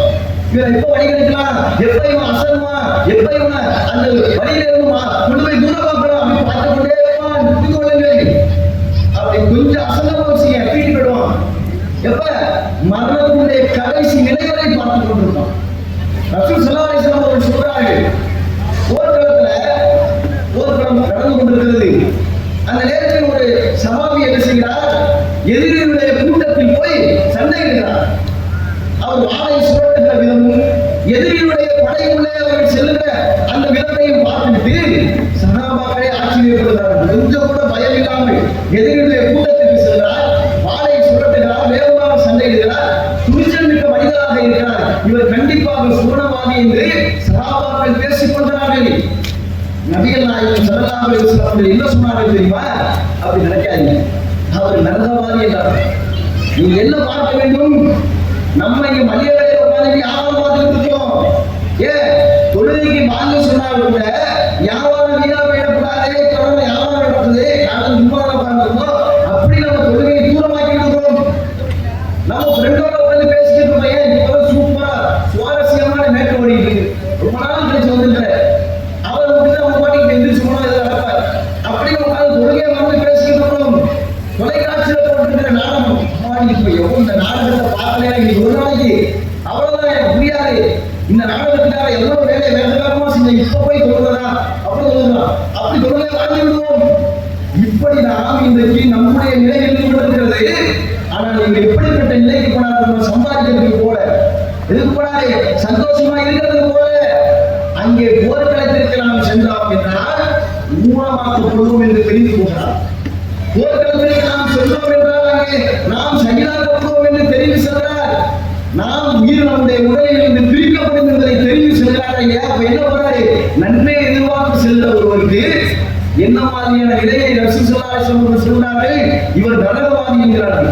சஹாபாக்கள் பின்னாடியே போறாங்க. ஏன் ரசூலுல்லாஹி சொன்னாங்க? நல்லதை எதிர்பார்த்து தான் வந்தாரு. நம்மள மாதிரி மனிதர்களை உணர்ந்தலையே, நம்மள மாதிரி வீண் பேச்சு பேசிக்கொண்டிருக்கவில்லையே, ஒரு மார்க்கத்தினுடைய அம்சத்தை கடமையை நிறைவேற்றுவதற்கு உயிரை கூட அர்ப்பணிக்க வந்தவர் ஒருவரை பார்த்து ரசூலுல்லாஹி சொல்லிட்டாங்களே அப்படின்னு பின்தொடர்ந்து சென்றால் அது ஒரு எதிரியினுடைய வாழை காயப்படுத்தப்படுகிறார். அந்த வழியை இவரால் தெரிந்து கொள்ள முடியாமல் வாழை கீழே வச்சு உடனே தற்கொலை செய்து கொள்கிறார். வாழ் மேல முடியுதா? சைத்தான் வழிகட்டிட்டானா? எவ்வளவு பெரிய அவளை செய்வதற்கு வந்த ஒருவரை சைத்தான் வழிகட்டிட்டான, தற்கொலை செய்ய வைத்துட்டானா? தற்கொலை செஞ்சா எங்க போவாரு? நடந்து போவார். யாரிடத்தில் நாம் இலக்கை அடைவதற்கு முதல்ல இவன் தான் என்னுடைய எதிரி. இந்த சைத்தானிடத்தில் நான் எச்சரிக்கையாக இருக்க வேண்டும். அப்போது நான் என்னுடைய இலக்கை நான் சரியாக அடைய முடியும், பயணிக்க முடியும், எச்சரிக்கையாக இருக்க முடியும். எதிரியை முதல்ல நீங்க கரெக்டா ஸ்கோர் பண்ணீங்க. இப்படி நீங்கள் பயணிக்க வேண்டும். தோழர்களை புரிந்து கொள்ளுங்கள். இன்றைக்கு இந்த எதிரிகளை பற்றி சிந்திக்காமல், சைத்தானை பற்றிய சரியான புரிதல் இல்லாமல் உலகத்தில் எப்படி வேண்டாலும் வாழலாம். மறுமையை பற்றிய நம்பாதவருடைய நிலையை இன்றைக்கு இஸ்லாமிய இளைஞர்களுடைய நிலை இன்றைக்கு இருந்து கொண்டிருக்கிறது. முஸ்லிம்களுடைய நிலை இன்றைக்கு இருந்து கொண்டிருக்கிறது. ஏன்? பெரும்பாலான இளைஞர்கள் இன்றைக்கு மார்க்கத்தினுடைய புரிதல் இல்லாதவர்களாக இருக்கிறார்கள். விஞ்ஞான வளர்ச்சிக்கு தகுந்த மாதிரி தன்னை மாத்திக்க நினைக்கிறாங்க. நீங்க எப்படி வேணாலும் மாத்திக்க. இஸ்லாம் முன்னுதான் 1400 வருடங்களுக்கு முன்பு சொல்லப்பட்ட அதே ஹதீஸ் தான் இன்னைக்கும், அதே குர்ஆன் தான் இன்னைக்கும். இஸ்லாத்துல ஒவ்வொரு நூற்றாண்டுக்கும் அவருடைய கருத்துக்கள் மாறுவதில்லை. அதே குர்ஆன் வசனங்கள் தான், அதே ஹதீஸ்கள் தான். இதை சரியாக பின்பற்றி காலத்திற்கு தகுந்த மாதிரி நடந்துக்கணும். ஆனா என்ன பண்றான்? இதையெல்லாம் தூக்கி தூர வச்சுட்டு இன்னைக்கு உலகத்தில் இருக்கிற மகிழ்ச்சி தான் நம்முடைய வாழ்க்கை என்று அவன் இலக்கை மறந்து, மறுமையை மறந்தவனாக, இறைவனை மறந்தவனாக, சைத்தானுடைய வழியை செல்லுகிற மனிதர்களாக இன்றைக்கு பெரும்பாலானவர்கள் இருக்கிறார். அதுல முக்கியமா பாத்தீங்கன்னா நிறைய தீமைகளை இன்றைக்கு சர்வசாதாரணமாக இந்த சமுதாயம் செய்து கொண்டிருக்கிறது, அங்கீகரித்துக் கொண்டிருக்கிறது. அதாவது வெளி தேவனது அங்கீகரிக்கலாம். உதாரணத்துக்கு வரதட்சணையை எடுத்துக்கொள்ளுங்கள். அது ஒரு சமுதாயத்தினுடைய மாபெரும் கேடு இல்லையாது. ஒரு மனித குலத்தையே கொன்றொழிக்கிற ஒரு பாவம் அது. அவ்வளவு கேடு. சும்மா வரதட்சணை இல்ல, சாதாரணமாக கடந்துவிட முடியாது. அதற்கு பின்பு அந்த தீமைக்கு பின்பு எவ்வளவு பெரிய பாவமான காரியங்கள் அடங்குகிறது. அதை நம்ம மறைமுகமாக ஆதரிச்சோமே, வெளிப்படையாக ஆதரிச்சோமே, ஊக்கப்படுத்தணுமே, அதை நம்ம செஞ்சோமே, இந்த பாவத்திற்கெல்லாம் நாம் குற்றவாளியாக மாறிடுவோமா இல்லையா? அந்த மன முட்ட நம்ம இடத்தில் இருக்கிறதா? வரதட்சணை இன்னைக்கு சர்வசாதாரணமாக செய்யணும். புரிந்து கொள்வதற்கு சொல்றேன். ஒருவன் தண்ணி அடிக்கிறான்னு வச்சுங்க, அவன் தண்ணி அடிப்பதன் வழியாக அவனுக்கு மிகப்பெரிய கேடு ஏற்படுது. அது ஒரு பாவம் தான். அதை விட மிகப்பெரிய பாவம் வரதட்சணை. இந்த வரதட்சணைய ஊரே சேர்ந்து ஆதரிக்கிறான். ஒருத்தர் வீட்டுக்கு வரான், பத்திரிகை கொடுக்குறான். ஏன்னா மாப்பிள்ளை என்ன விஷயம்? ஆமா, 22ஆம் தேதி என் ஃப்ரெண்டை எல்லாரும் சேர்ந்து வீட்டுல இருந்து பயங்கரமா தண்ணி அடிக்க போறோம், நீங்க எல்லாம் வந்து பார்க்கணும் அப்படின்னு ஒரு பத்திரிகை கொடுத்தாங்க வச்சுங்க, செருப்பு கட்டில இருக்கும். ஏன்னா நீ தண்ணி அடிக்கிறது பத்திரிகை கொடுக்குறியா? கேட்பானா இல்லையா? ஏன் தண்ணி அடிக்கிறது பாவம் விளைவி வைக்கிறான். ஒரு ஊரை கூட்டி தண்ணி அடிக்க கூடாது, மறைஞ்சுதான் உங்களுக்கு அந்த பத்திரிகை பிடிக்கிறான். மறைஞ்சு போய் பிடிக்கிறாங்க. யாரும் தெரியும் தெரிஞ்சிடக்கூடாது, அப்பாவுக்கு தெரிஞ்சிடக்கூடாது, சொந்தக்காரங்களுக்கு தெரிஞ்சிடக்கூடாது, தெரிஞ்சவங்களுக்கு தெரிஞ்சிடக்கூடாது. தண்ணி அடிச்சுட்டா கூட தண்ணி அடிச்ச மாதிரி நம்ம காட்டி கூட ஸ்டெடியா இருக்க அப்படின்னு நினைக்கிறாங்க இல்லையா? அந்த பாவம் மட்டும் அறிந்து வைத்திருக்கிறானே. வரதட்சணை அப்படி விலகி வைத்திருக்கிறதா இந்த சமுதாயம்? வரதட்சணை என்பது ஒரு தனி மனிதனுடைய பிரச்சனை, ஒரு சமுதாயத்துடைய பிரச்சனை இல்லையா? ஒரு சமூகத்தினுடைய பிரச்சனை இல்லையா? அது எவ்வளவு பெரிய கேட்டை இந்த சமுதாயத்தில் ஏற்படுத்தி ஒரு தமிழில் ஒரு பழமொழி சொல்றாங்க, அந்த கேட்டை நீங்கள் புரிந்து கொள்வதற்கு. ஒரு பொம்பளை பிள்ளைய ஒருத்தன் பெற்றுட்டானா அரசனும் ஆண்டி என்கிறாங்க. அப்படா இல்ல, வரதட்சணையை கொடுத்து வாழ முடியாது, எவ்வளவு பெரிய செல்வந்தராக இருந்தாலும் ஏழையாக ஓட்டாண்டியாக மாறிவிடுவான் என்ற ஆள் எவ்வளவு பெரிய கேடு. ஒருத்தன் பொம்பளை பிள்ளைய பெற்றுட்டாங்கிறதுக்காக வேண்டி 25 ஆண்டுகால உழைப்பை அந்த பெண்ணுக்கு கொடுத்தாங்க வரதட்சணையா. அது அவனுடைய பொருளாதார சுரண்டல் இல்லையா? 25 வருஷம் உழைப்ப அவங்க பெற்ற பிள்ளைக்கு அதை கொடுத்தாலே கல்யாணம் பண்ணுவாங்க. 25 வருஷம் உழைப்பை அவன் கொடுக்கிறான். 25 வருஷத்துக்காக எவ்வளவு நல்ல உணவு உண்ணாமல் சேர்த்து வைத்திருப்பான், எவ்வளவு கஷ்டப்பட்டு பொருளாதாரத்தை ஈட்டிருப்பான், எவ்வளவு ஓரத்தை பார்த்திருப்பான். குடும்பத்திற்கு தேவையான செலவினங்களை எல்லாம் குறைத்துவிட்டு, தன்னுடைய தேவையான செலவினங்களை எல்லாம் குறைத்துவிட்டு பொருளாதாரத்தை சேர்த்து அதை பொண்ணை கல்யாணம் பண்ணி கொடுக்குறாங்க. வரதட்சணை கேட்கிறா, இவன் கொடுத்தாலும் கட்டணம் கொடுக்குறான். இந்த கேட்டுக்கு எதிராக, இந்த கேட்டுக்கு எதிராக இந்த சமுதாயம் கொண்டிருக்கிறதா? ஒரு மனித வளத்தினுடைய தீமையாக இருக்கிறது என்று நம்ம ஆர்ப்பாட்டிருக்கிறோமா? அந்த நல்லதுங்கிறது மாதிரி நம்ம அடுத்த தலைமுறைக்கு சொல்லிக் கொடுக்கிறோம். எப்படி நம்ம உருவாக்கப்பட்டிருக்கிறோம்? ஒரு வரதட்சணை வாங்க திருமணத்துக்கு பத்திரிகை கொடுத்தானா, வாங்க வாங்க இங்க பொண்ணு கல்யாணம் சொல்றோம், பையனுக்கு கல்யாணம் சொல்றோம். அப்படியா உடனே இன்னைக்கு கல்யாணம், இன்னைக்கு கல்யாணம், எத்தனை மணிக்கு வேணும், இத்தனை மணிக்கு எங்க நிற்கும், இந்த திருமணம் நிற்கும், வந்துடும். அப்படி என்ன பண்ற? அடுத்த தலைமுறைக்கு ஸ்கூலுக்கு அனுப்புறது மாதிரி பிள்ளைய கூப்பிட்டு அவனை குளிப்பாட்டி நல்ல ட்ரெஸ் போட்டு நல்ல சூப்பை போட்டு அத்தெல்லாம் அடிச்சு பிள்ளை அடிச்சு போறான். எப்படி அடுத்த தலைமுறைக்கு அடையாளப்படுத்துறான்னு புரியுதா? தீமையை சுட்டி காட்டி வளர்க்க வேண்டிய தலைமுறை பெற்றோர்கள் அடுத்த தலைமுறைக்கு தீமையை அடையாளப்படுத்துகிறார்கள். எப்படி அடையாளப்படுத்துகிறார்கள்?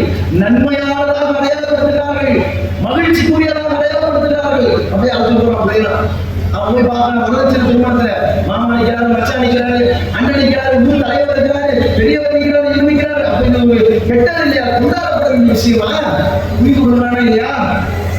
எப்படி நம்ம சைட்டா வழிவெடுக்கிறான்னு புரியுதா? ஒரு பெண்ணை பெற்றுவிட்டு மனநோயாளிகளாக இன்றைக்கு பல பெற்றோர்கள் இருக்கிறார்கள்.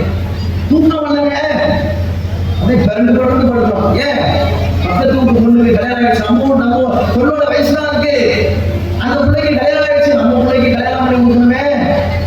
எல்லா தகுதிகளும் இருந்து திருமணம் ஆவதற்கு எல்லா தகுதிகளும் இருந்து கல்யாணம் பண்ணி கொடுக்க முடியலையே. ஏன் காசு வரச்சிருக்காங்க, எப்படி கட்ட போறது தெரியலையே, எப்படி கட்ட போறது தெரியலையே, அப்படி பிறந்து படுத்துறான். அவன் தான் பிறந்து படுத்துறான். அப்படி எந்திரிச்சு உட்காந்து அவனுடைய மனைவி அவனுக்கு முன்னாடி எந்திரிச்சு உட்காந்துங்க. அப்படி நம்ம எவ்வளவு மனநோயாளிகளாக இந்த சமுதாயத்தில் வரதட்சணையினால் அவருடைய பிரிகிற ஒரு நிலை ஏற்பட்டிருக்கிறது. குடும்பத்தில் எவ்வளவு கஷ்டம்னாலும் யாரிடத்திலும் கையேறி நிற்காத பெற்றோர்கள் பெண்ணை பெற்றெடுக்கிற ஒரே காரணத்திற்காக வேண்டி எத்தகைய கஷ்டங்களையும் சிரமங்களையும் அவருடைய வாழ்நாளில் அனுபவிக்கிற போது அக்கா போய் காசு கேட்க மாட்டான், தங்கச்சி காசு கேட்க மாட்டான், அண்ணன் காசு கேட்க மாட்டான். இப்ப போறான், இல்லப்பா பிள்ளைக்கு கல்யாணம் ஏதாவது உதவி செய்யணும். அடுத்த இடத்தில் உறவினர் இடத்தில் போய் அவன் உதவி கிடைக்கிற நிலையில் தன்னுடைய சுயமரியாதை இழக்கிற ஒரு காரணமாக இன்றைக்கு வரதட்சணை மாறி இருக்கிறது. இப்படிப்பட்ட நிலையை நம்ம இலக்கிற வெற்றி அடைய முடியுமா? வறுமை என்கிற அந்த நாளில் நாம் வெற்றியாளர்களாக திகழ முடியுமா? வரதட்சணை வாழ்ந்துகிற போது நீங்க என்ன பார்க்கணும்? அவன் வாங்கினா கிடைக்காதீங்க. வரதட்சணை திருமணங்கள் நடைபெறுகிற போது நீங்க எங்க பார்க்க வேண்டும் தெரியுமா? இந்த ஊர்ல எத்தனை முதிர்கணிகள் உருவாக போகிறார்கள் என்று தெரியவில்லை. மனநோயாளிகளாக எத்தனை பெற்றோர்கள் மாறப் போகிறார்கள் என்று தெரியவில்லை. எத்தனை பேர் தற்கொலை செய்து கொள்கிற நிலையில் தள்ள போகிறார்கள் என்று தெரியவில்லையே. இவன் வாங்கிட்டான் வரதட்சணை, அது ஒரு நல்ல காரியமாக காட்டணும், படம் வச்சு காட்டணும். எல்லோரும் அதே நல்ல காரியமாக செய்ய முடிவார்கள். ஏழைகள் கஷ்டப்படுவார்கள், வட்டிக்கு வாங்குவான், கடன் வாங்குவான், அடைக்க முடியலன்னு சொல்லி சூசைட் பண்ணிக்குவான், தற்கொலை பண்ணிக்குவான். எத்தனை முதிர்கணிகள் இந்த ஊரில் உருவாக போகிறார்கள் என்று தெரியவில்லையே. அடைய பாதிகளா என்று நீங்கள் புரிந்து கொள்ள வேண்டும் தோழர்களே. அப்படி முதிர்கணிகள் உருவாக்குகிற இந்த வரதட்சணையை நீங்கள் பங்கெடுப்பீர்களா? அதை ஆதரிப்பீர்களா? அதை சரிவாங்குவீர்களா? நான் கேட்கிறேன். அப்படிப்பட்ட ஒரு வாழ்க்கை உங்களுடைய வாழ்நாளில் இருக்கும் என்றால், அங்கமாக இருக்கும் என்றால், அந்த நாளில் மறுமையில் நம்முடைய இலக்காக இருக்கிறதை இறைவன் விசாரிக்கிற அந்த நாளில் நீங்கள் வெற்றியாளர்களாக திகழ முடியுமா? என்ன நினைச்சிட்டு இருக்கீங்க? இறைவனுடைய நீதி விசாரணை மறுமை என்ற நமக்கு எப்படி நம்ம மண்ணில சொல்லி வச்சிருக்கிறாங்க. இஸ்லாத்தை படிக்கணும் போல நீங்க இஸ்லாமிய வளர்ச்சிக்கு தடையாக இருக்கிற இஸ்லாமியர்கள் இஸ்லாம் உங்கள்கிட்ட இருக்கிறாங்க.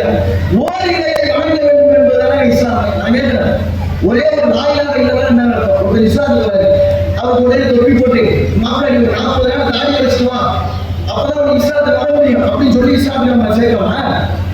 தொப்பி போட்டவருக்கு இஸ்லாத்துக்கு வந்துட்டாங்கன்னு பேரை மாற்றி விட்டோம் இஸ்லாமிய நம்ம சேர்க்கலாம். எப்படி சேர்க்கணும்? ஒரு இஸ்லாத்திற்கு வருகிறார்கள் எந்த சடங்குமே கிடையாது. இது அறிவியல் மாறும், சயின்ஸ் மாறும், இறை எரியுது. அதை என்ன சொல்றோம்? நீ நம்பணும், உன்னுடைய நம்பிக்கையை வாழ்வானை செயல்படுத்த வேண்டும். அவ்வளவு வேற ஒன்றும் கிடையாது. லா இலாஹ இல்லல்லாஹ் கலிமாவை சொல்லிக் கொள்ளும். வணக்கத்திற்குரியவன் இறைவனை தவிர வேறு யாரும் இல்லை. இதான் கருத்து. முகமது ரசூலுல்லாஹ் இறைவனுடைய தூதராகவும் அடிமையாகவும் முகமது இருக்கிறார்கள் என்று நான் ஏற்றுக்கொள்கிறேன். அவ்வளவு முஸ்லீமாய் போகிறேன். இதான சொல்றோம். அப்போ ஒரு இஸ்லாத்திற்கு வருவதற்கு நாம் சொல்லித்தர காரணமே ஒரே ஒரு இறைவன். ஓர் இறையை வணங்கி முஸ்லீம் இடத்துல இந்த ஓரிரை கொள்கை இருக்கிறதா? நாட்டுல இருக்கிறவங்க யாரும் இல்லை. முஸ்லீம் தான் உட்கார்ந்து ஒப்பி போட்டு அங்கதான் போய் கையெழுத்துறான். அது ஓரிரை கொள்கையா? இஸ்லாத்திற்கு ரெண்டு அவன் எப்படி இஸ்லாத்திற்கு அறியாத மக்கள் புரிந்து கொள்வார்கள் இஸ்லாத்தை? நீங்க சிந்திக்க மாட்டீங்களா? இஸ்லாத்தினுடைய வளர்ச்சிக்கு தடையாக நீங்கள் தானே இருக்கிறீர்கள், முஸ்லீம்களாக இருக்கிறீர்கள். ஏன்னா ஒரு ஆளாக நாகூர்ல வராங்க, முத்துப்பேட்டையில வராங்க, ஏர்வாடியில வராங்க, டிவியில சந்தன கொடுக்குறாங்க, என்னென்னமோங்கிறாங்க. அவர் நினைப்பாங்க இஸ்லாத்தை படிக்காதவர்கள் முஸ்லிம்கள் புரிந்து கொள்ளுங்கள். இஸ்லாத்தை பின்பற்றாதவர்களாக முஸ்லிம்கள் பெரும்பாலானவர்கள் இருக்கிறார்கள். இஸ்லாமிய வளர்ச்சிக்கு தடையானவர்கள் முஸ்லிம்கள் தான். வளர்ச்சியை எப்படி வந்துச்சு? நீங்க நபியுடைய நீங்கள் புரிந்து கொண்டிருந்தால் தூதர்களான முகமது நபி தான் இஸ்லாத்தை சொல்கிறார்கள். அந்த முகமது நபி அவர்கள் வரலட்சணை ஆதரித்தார்களா? அப்படி வரலட்சணை இந்த சமுதாயத்துக்குள்ள வந்துச்சு. ஓரிரை கொள்கையை வேட்டு வச்சு விட்டீங்களப்பா. புரிந்து கொள்ளுங்கள். அப்ப இஸ்லாத்தை சரியான முறையிலே பின்பற்றுகிற ஒரு நிலையில முஸ்லிம்களுடைய வாழ்க்கை இருக்க வேண்டுமா? இல்லையா? வரலட்சணை ஆதரிக்கிறான். அல்லாஹ் மறுமையினாலே விசாரிக்கிற அந்த நாளில் எப்படி விசாரிப்பான் தெரியுமா? அல்லாஹ் சொல்றான், ஒரு குழந்தை இறந்து போயிருக்கு, பச்சை குழந்தை, அதான் எழுதி கேள்வி கேட்போம். அல்லாஹ் சொல்லிக்கிறான், இறைவனுடைய விசாரணையை நீங்கள் புரிந்து கொள்ளுங்கள். அந்த நாளில் நம்முடைய வாழ்க்கையை வெற்றிக்குரிய வாழ்க்கையாக இருக்குமா என்று நீங்கள் புரிந்து கொள்ளவில்லைங்க. அல்லாஹ் சொல்றாங்க, நீங்க மறுமை என்றவுடன் நமக்கு எப்படி மண்டையில சொல்லிட்டாங்க, அமல்களுக்கு கூலி தருகிறாங்க அப்படி வச்சுட்டு அவங்க புரிஞ்சுக்கணும். மறுமையில நமக்கு எப்படி புரிஞ்சுக்கிட்டவங்க? நம்ம தொழுகைக்கு இறைவன் பரிசு தருவான், நம்ம போட்ட நோம்புக்கு இறைவன் பரிசு தருவான், நம்ம கொடுத்த ஜகாத்துக்கு இறைவன் பரிசு தருவான். அப்படி புரிந்து வைத்திருக்கிறோம். அல்லாஹ் மறுமை நாளில் ஒவ்வொரு மனிதனுடைய டோட்டல் வாழ்க்கையும் அல்லாஹ் விசாரிக்கிறான். ஒரு மனிதனுடைய ஒவ்வொரு நாளையும் விசாரணைக்கு உட்படுத்தப்படும். வெறும் பரிசு தருகிற இடமாக நீங்கள் புரிந்து வைத்திருக்கிறீர்கள். அல்லாஹ் ஒவ்வொரு நொடியை எப்படி கழிச்சிருக்கிறோம். அல்லாஹ்வுடைய விசாரணைகள் புரிந்து கொள்வதற்கு நான் சொல்கிறேன். இறைவன் சொல்றான் திருமலை குர்ஆனில் அவருடைய விசாரணை எப்படி இருந்தாங்க?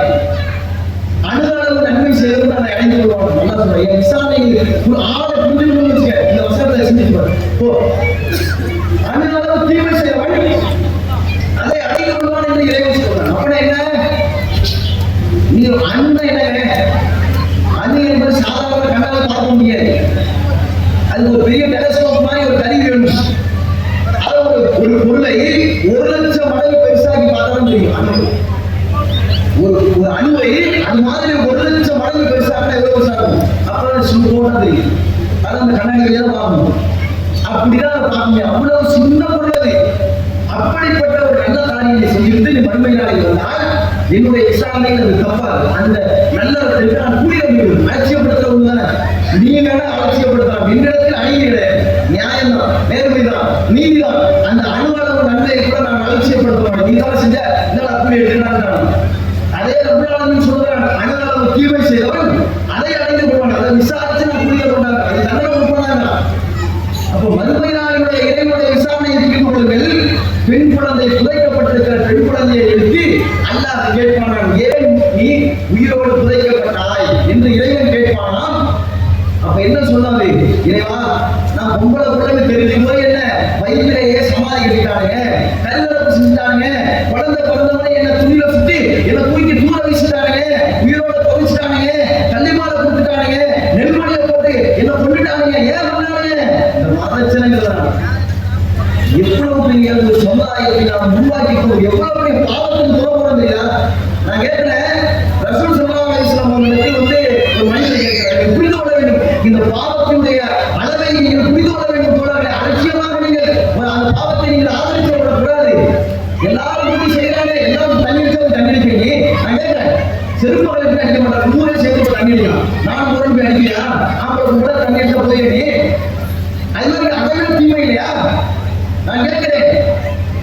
அப்போ ஒரு குழந்தை வந்து நாளைக்கு இறைவனத்தில் சொல்லுவார். நீங்கள் புரிந்து கொள்ளுங்கள், நபிகள் நாயகம் ஸல்லல்லாஹு அலைஹி வஸல்லம் அவர்களிடத்தில் ஒரு உலகத்தில் நான் யாரிடத்தில் நான் நல்ல முறையில் உறவாட வேண்டும் என்று கேட்டார். அப்ப ரசூலுல்லாஹ் சொல்றாங்க, உங்களுடைய தாய். அவன் மறுபடியும் கேட்கிறார், அல்லாஹ்வுடைய தூதரே, உலகத்தில் நான் யாரிடத்தில் நல்ல முறையில் உறவாட வேண்டும்? உன்னுடைய தாய். மீண்டும் நபிகள் நாயகம் ஸல்லல்லாஹு அலைஹி வஸல்லம் அவர்களிடத்தில் அவர் கேட்கிறார், அல்லாஹ்வுடைய தூதரே, உலகத்தில் நான் யாரிடத்தில் நல்ல முறையில் உறவாட வேண்டும்? உன்னுடைய தாய். 3 முறை தாய் தாயும் கேட்கிறதுன்னு சொன்னாங்க ரசூலுல்லாஹ். 4வது கேட்கிறார், உன்னுடைய தந்தை என்றார். அப்ப உலகத்தில் நாம் யாரிடத்தில் உறவாட வேண்டும் என்பதற்கு ஏன் தாயின்னு சொன்னாங்க தெரியுதா? ஏன் 3 முறை தாய் தாயின்னு சொன்னாங்க தெரியுதா? இந்த உலகத்தில் ஒரு குழந்தையை பெற்றெடுப்பதற்கு எவ்வளவு ஒரு தாய் வந்து சிரமப்படுகிறாள், கஷ்டத்தை அனுபவிக்கிறார். அவர் வயிற்றில் சுமந்திருந்து அதை பெற்றெடுப்பதற்கு எவ்வளவு பெரிய வேதனையை வழியோடு அதை பெற்றெடுக்கிறாள். அப்படிப்பட்ட ஒரு தாய் தான் பெற்றெடுத்த பிள்ளையை அப்பைக்கு சாக்கடையில் எரிகிறானா? தான் பெற்றெடுத்த பிள்ளையை வழி நிறைந்த அந்த குழந்தையை நான் பெற்றெடுத்த அடுத்த நிலைமை அதை சாக்கில் தூக்கி போட்டு முள்ளு தூக்கி வீசா துப்பாக்கியில தூக்கி போறாங்கன்னா என்ன புரியும் உனக்கு? அடையில பெரியவளா வளர்ந்து கண்ணு முன்னாடி வயசுக்கு வந்து அவளுக்கு திருமணம் முடிக்க ஒரு நிலையில இருக்கிறப்ப திருமணம் முடிச்சு கொடுக்கறதுக்கு வரதட்சணை கேட்பாங்க. நம்மகிட்ட கிடையாது. உங்களோட பிள்ளைய பார்த்தா வரதட்சணை கொடுக்கவே அதுக்கு இப்பயே பண்ணிட்டா பரவாயில்லையே. அந்த தாயில அவ்வளவு பாசத்தை தன்னுடைய மனதில் சுமந்திருப்பவள், உள்ளத்திலே சுமந்திருப்பவள், நெஞ்சிலே சுமந்திருப்பவள். அவன் பசித்திருக்கிற தனக்கு பசி ஏற்பட்டாலும் தன்னுடைய பசியை பொறுத்துக்கிட்டு தன்னுடைய பிள்ளைக்கு உணவு கொடுப்பவள். அவன் அழுகிறான் என்றால் அவன் எதற்காக அழுகிறான் என்று மார்பில் அணைத்து பால் கொடுப்பவள். அவனுக்காக இரவு முழுவதும் பிடித்திருந்து ஒரு முழு நேர ஊழியராக வேலைக்காரியாக தன்னுடைய வாழ்க்கையினுடைய பெரும்படிக்கு அந்த குழந்தையை வளர்ப்பதற்காக செலவழிக்க அவ்வளவு அன்பு பாசத்தை ஊட்டி வளர்க்கக்கூடிய ஒரு தாய் தான் பெற்றெடுத்த பிள்ளையை பெண் பிள்ளை என்பதற்காக வீசி எறிகிறார் என்றால், அப்படி வீசி எறிகிற ஒரு நிலையில் இந்த சமுதாயம் அவர்களோடு நிறுத்திக்க எவ்வளவு கேடுகட்ட ஒரு நிலையில இந்த சமுதாயம் இருக்கிறது என்றால் இந்த ஆதரிக்கலாம் எல்லாம் ஒரு சொல்லி வெக்கம் கட்டப்படுது. மகளை நீ நாட்கள் கேவலம் ஒரு பிரியாணிக்காக போய் அப்படி நிக்கிறான். நல்லா கேட்க மாட்டானா? இது வருகிற வெற்றி இலக்குல நம்ம வந்து வெற்றி அடைய முடியுமா? புரிந்து கொள்ளுங்கள், ஒரு நல்ல தலைமுறையை நாம் உருவாக்க வேண்டும் தோழர்களே. இன்னைக்கு இந்த சமுதாயத்துல பயங்கரமான முடிவு இருப்பது எது தெரியுமா? மறைமுகமாக மதுதான். மதுவுக்கு இன்றைக்கு இளைஞர்கள் வேகமாக அடிமையாகி கொண்டிருக்கிறார்கள். சாதாரண கிடையாது. மதுவின் மிக போதை ஏறிப்போய் இன்றைக்கு இளைஞர்கள் திட்டம் உருவாகி கொண்டே இருக்கிறது. அவ்வளவு வேகமாக போயிட்டு இருக்கு. இந்த மதுவுடைய தீமையை புரிந்து கொள்ள வேண்டும். அது ஒரு சாதாரணமான தீமை இல்லை. அந்த தீமையை நீங்கள் புரிந்து கொள்வதற்காக நான் சொல்றேன். 2 நாட்டுக்கு இடையில சண்டை நடக்கும். 2 நாட்டுக்கு இடையில அந்த நாட்டினுடைய சண்டையில் கூட அவ்வளவு பேர் செத்துக்க மாட்டோம். உதாரணத்துக்கு இந்த இந்தியாவுக்கும் பாகிஸ்தானுக்கும் சண்டை நடந்துச்சு. ஏன்னா மதுவுடைய தீமை நீங்கள் புரிந்து கொள்வதற்கு நம்ம சும்மா கிடையாது. நம்முடைய குடும்பத்தவர்களையும் கவனிச்சுட்டு நடைமுறை நினைச்சாங்க, எல்லாம் நினைச்சாங்க. சமூகத்தின் மீது அக்கறை கொண்டவர்களாக நீங்கள் ஒவ்வொருவரும் மாற வேண்டும். அப்படி மாறணுங்கிறதா இஸ்லாம். ஏன்னா நபிகள் நாயகம் ஸல்லல்லாஹு அலைஹி வஸல்லம் அவர்களிடத்தில் வந்து கேட்கிறாங்க, இஸ்லாமா என்ன அப்படின்னு ரசூல் ஸல்லல்லாஹு அலைஹி வஸல்லம் சொல்றாங்க, பிறர் நலம் நாடுவதுதான் இஸ்லாம். அடுத்தவனுக்கு நலம் நாடுவதை வழியாகத்தான் இஸ்லாத்தை கடைபிடிக்கிறார். சும்மா இஸ்லாம உட்கார்ந்து பொருட்கள் மட்டும் கிடையாது. அடுத்தவனுக்கு நீ நலம் நாடுகிற வாழ்க்கை நடத்தி பிராக்டிக்கல் லைஃப் வாழ்ந்து நாட்டுவதின் வழியாகத்தான் நீங்கள் இஸ்லாத்தை கடைபிடிக்கிறீர்கள். நலம் நாடு வேண்டும். இன்னைக்கு எவ்வளவு இளைஞர்கள் இன்றைக்கு போதையிலே இன்றைக்கு ஆட்கொண்டிருக்கிறார்கள். அவர்களை சீர்திருத்தம் செய்து அவர்களை மீட்டெடுப்பதற்கான முயற்சிகளை நாம் ஈடுபட்டிருக்கோமா? அது என்ன சாதாரணமான ஒரு தீமையானது? எவ்வளவு பெரிய கேட்டை இந்த சமுதாயத்தில் ஏற்படுத்தியிருக்கிறது தெரியுமா? இந்தியாவுக்கும் பாகிஸ்தானுக்கும் போர் நடந்துச்சு. கார்கில் யுத்தம் மிகப்பெரிய யுத்தமாக நம்ம சொல்றோம். அந்த யுத்தத்தில் கூட பல ஆயிரக்கணக்கான மக்கள் கொல்லப்பட்டார்களா? வீரர்கள். 2 நாட்டு வீரர்களுக்கு என்ன அறிவுறுத்தப்பட்டிருக்கணும்? அவன் சாவதற்கு தான் சண்டைக்கு வருவான். அவனுக்கு நவீன துப்பாக்கிகள் கொடுப்பார்கள், பீரங்கிகள் கொடுப்பார்கள். அங்க ஹெலிகாப்டர் பிளைட்ல வந்து குண்டு போறதுக்கான நவீன ஆயுதங்கள் எல்லாம் தருவார்கள். அப்படி சட்டப்பட்டுக்கிட்ட 2 நாட்டுக்கு இடையில் கூட வீரர்கள் ஆயிரக்கணக்கில் இறக்கவில்லை. ஆனால் இந்த மதுவில் மட்டும் 2021 ஒரே ஒரு மாநிலத்தில் மட்டும் மதுவில் இறந்தவருடைய எண்ணிக்கை என்ன தெரியுமா? 15,384 பேர் இருந்திருக்கிறார். ஒரே ஒரு மாநிலத்தில் ஒரே ஒரு ஆண்டில் மதுவில் இறந்தவருடைய மனித உயிர்கள் எத்தனை? 15,384 பேர். இந்தியாவில் எவ்வளவு மாநிலம் இருக்கு? எவ்வளவு பேர் இறந்துருப்பான். ஒரு வருடத்தில் ஒரு மாநிலத்தில் இத்தனை பேர் எவ்வளவு பெரிய சமூக தீமையாக இந்த மது இருக்கிறது. இந்த மதுவுக்கு இன்றைக்கு இளைஞர்கள் ஆட்படுத்துறாங்க. உள்ள போறான் பெற்றோர்கள் கவனிக்கிறே கிடையாது, அதை பத்தி சிந்திக்கிறே கிடையாது. பிள்ளைகள் மீது கவனமற்றவர்களாக பெற்றோர்கள் இருக்காங்க. நம்பிக்கை வைக்கிறாங்க, என் பிள்ளை செய்ய மாட்டான், என் பிள்ளை மேல நம்பிக்கை இருக்குது, அவன் ரொம்ப நல்ல பிள்ளை அப்படின்னு நினைச்சிட்டு இருக்கிறாங்க. நீங்க ஒன்றை புரிந்து கொள்ள வேண்டும், பெற்றோர்களாக உங்களுக்கு நிறைய பொறுப்பு இருக்கிறது. ஒன்றை நீங்கள் புரிந்து கொள்ள வேண்டும். கடா புரியாத பாக்குறீங்களா? காலையில கடை டாஸ்மாக் கடைகளுக்கு உட்காந்துருக்கும். கடை தொடர்றதுக்கு முன்னாடி 6 மணிக்கு நீங்க பதிலுக்கு எழுந்துட்டு நீங்க போகும்போதே எதாவது போயிட்டு குடிக்க போறான்னு இருக்கும். அல்லது நீங்க தொழுதுட்டு எய்தாப்புல வரப்பே கண்ணை சிந்தி நடந்து வருவாங்க, குடிச்சிட்டு வரான்னு இருக்கும். மடா குடிக்கிறவங்க நீங்க பாக்குறீங்க, காலையில குடிக்கணும், சாயங்காலம் குடிக்கணும், நைட்டு குடிக்கணும். சில பேர் குடிக்கிறதுக்கே வேலை செய்யலாம். அவன் குடிக்கிறதுக்கு தான் வேலை செஞ்சு குடிச்சுட்டு போயிடும், வீட்டுக்கெல்லாம் காசு கொடுக்க மாட்டான். அப்படி மடா குடிகாரர்களாக நீங்கள் பார்க்கிறீர்கள். இவனுடைய விஷயம் நீங்க பாருங்க, புரிந்து கொள்வதற்கு நான் சொல்றேன். என் உள்ள மேல நம்பிக்கை இருக்கு நீங்க சொல்றீங்க, புரிந்து கொள்வதற்கு சொல்றேன். அவனுடைய 20 ஆண்டு கால வாழ்க்கை வரலாற்றை நீங்கள் படித்து பாருங்க. பாருங்க அவன் மடா குடிகாரனா எப்படி மாறினான். அவன் நீங்க நினைச்சுக்கிட்டீங்க நமக்குள்ள பிடிக்க மாட்டானே, அவன் ஒரு 10 பேரோட போவான் ஃப்ரெண்டு, அவன் 4 பேர் குடிகாரனா இருப்பான், அவனோட போவான். இதெல்லாம் நம்மளால முடிய மாட்டேன். கம்பெனிக்கு போவோம், ஃப்ரெண்ட் எல்லாம் ஜாலியா இருக்காங்க, நம்மளுமே ஜாலியா இருக்கும். அங்க இருக்கிற சிப்ஸை மட்டும் போட்டு போவான். அப்ப அந்த ஃப்ரெண்டு சொல்லுவான், அப்ப கொஞ்சம் கூட அடிக்கும் அப்படின்றோம். முதல் நாள் அடுத்த நாள் அதே மாதிரி பார்த்து நடக்கும். மறுபடியும் குடிக்கல, ஒரு வாரமும் போயிட்டு இருக்கோம். இவனோட நம்ம இன்னைக்கு குடிச்சோம், சிப்ஸா நடந்துருந்தோம், அப்படிதான் போயிட்டு இருக்கோம். இன்னைக்கு போட்டு போவான், அன்னைக்கும் குடியுமா, இன்னைக்கு வேணாம் நம்மால் எனக்கு வேணாம். அப்ப ஒரு மாப்பிள்ள நேற்று நீ குடிச்சிடா, உனக்கு எதுவும் போதும் கிடைக்கும். நேற்று நீ குடிச்சிட, உனக்கு எதுவும் போதும் இல்லை, உனக்கு தலை சுத்தல இல்லை, உனக்கு வாங்கி குடிச்சா இல்லை, எப்படி செய்யாத முடியா? சும்மா ஒரு பக்கம் நீ வாங்க ஒண்ணு பண்ணாது, என்ன புரியாது. அப்ப இவங்க உள்ளுணர்வு இருக்கணும், பேர் பக்கம் குடிச்சாங்க. அவங்க மாப்பிள்ள நமக்கு முன்னாடிதான் குடிச்சு காட்டான். எந்த என்னோட அவன் படிக்கிறவங்க அவனுக்கு நல்லா சுத்தலாம், மயக்கம் பண்ணலாம், வாங்கி எடுக்கிறாங்க, போதே இருந்தா நல்லாதான் இருக்கான். நம்ம ஒரு பக்கம் அடிச்சாங்க, அப்படி ஒரு பக்கம் வாங்கி அடிப்பாரு. ஒரு பக்கம் அடிச்சவங்க அடுத்த இன்னொரு பக்கம். அப்புறம் ஒரு கையில கொஞ்சம் கட்டிங் போட்டாலும் கரெக்டா இருக்குமா. அப்புறம் ஒரு பாட்டு அடிக்கணுமா. அப்புறம் காலையில நைட்டு எப்படி மாறி சொன்னீங்கன்னா, இப்படிதான் 20 ஆண்டுகளுக்கு முன்பு, 30 ஆண்டுகளுக்கு முன்பு, 40 ஆண்டுகளுக்கு முன்பு. இன்றைக்கு நீங்கள் பார்க்கிறீர்களே மடா குடிகாரனா, இவன் எடுத்ததுமே டாஸ்மாக கைய வச்சவனே இரவு பகல் குடிக்கிற குடிகாரனா உருவாகல. ஒரு மக்கள் சொன்னா இன்னைக்கு நீங்க பாக்குற இன்னைக்கு பெரிய மடா குடிகாரனா, அன்னைக்கு ஒரு மக்கள் தான் ஸ்டார்ட் பண்ணும். உங்க பிள்ளைங்களை ரொம்ப கவனமாக சைக்கிள் தூக்கிட்டு போனோம். சாதாரண எந்த நண்பர்களுக்கு நம்முடைய பிள்ளைகள் பழகுகிறார்கள் என்பதை எச்சரிக்கையாக இருக்கு. நபிகள் நாயகம் ஸல்லல்லாஹு அலைஹி வஸல்லம் அவர்கள் சொல்றார்கள், உன்னை பத்தி நான் சொல்லுவேன், நீ யாருமே உன் நண்பனை பார்த்து சொல்லிடுறாங்க. ஏன் உன் நண்பனிடத்தில் நல்ல பழக்கவழக்கங்கள் இருந்தால் உனக்கு அதெல்லாம் கற்றுப்பான். ஒரு நல்ல உணவை புலமை சேரா வச்சு நல்லா படிக்கிறவன் அவனோட போய் நம்ம பேச சேர்ந்தான். இவனுக்கு அவன் நல்லா படிக்கிறவன் நம்ம உள்ள சேர்ந்தான். 24 மணி நேரம் புக்கை தூக்கி வச்சுக்கிட்டு படிச்சுக்கிட்டே இருக்கும்.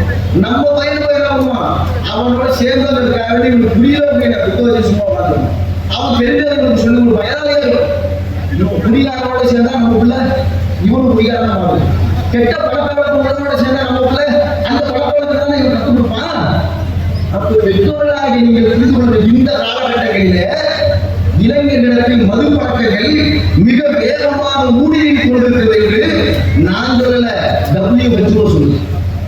இந்தியாவுடைய வளர்ச்சியை WHO எப்படி சொல்லுவது தெரியுமா? WHO என்ன? கொரோனா வந்துச்சுங்க, லாக்டவுன் போடுங்க, WHO தான் சொல்லுச்சு. உலகத்தினுடைய அனைத்து சுகாதாரங்களுக்கும் தலைமை பீடமாக இருக்கிறது, மருத்துவத்துக்கு தலைமை பீடமாக இருக்கிறது.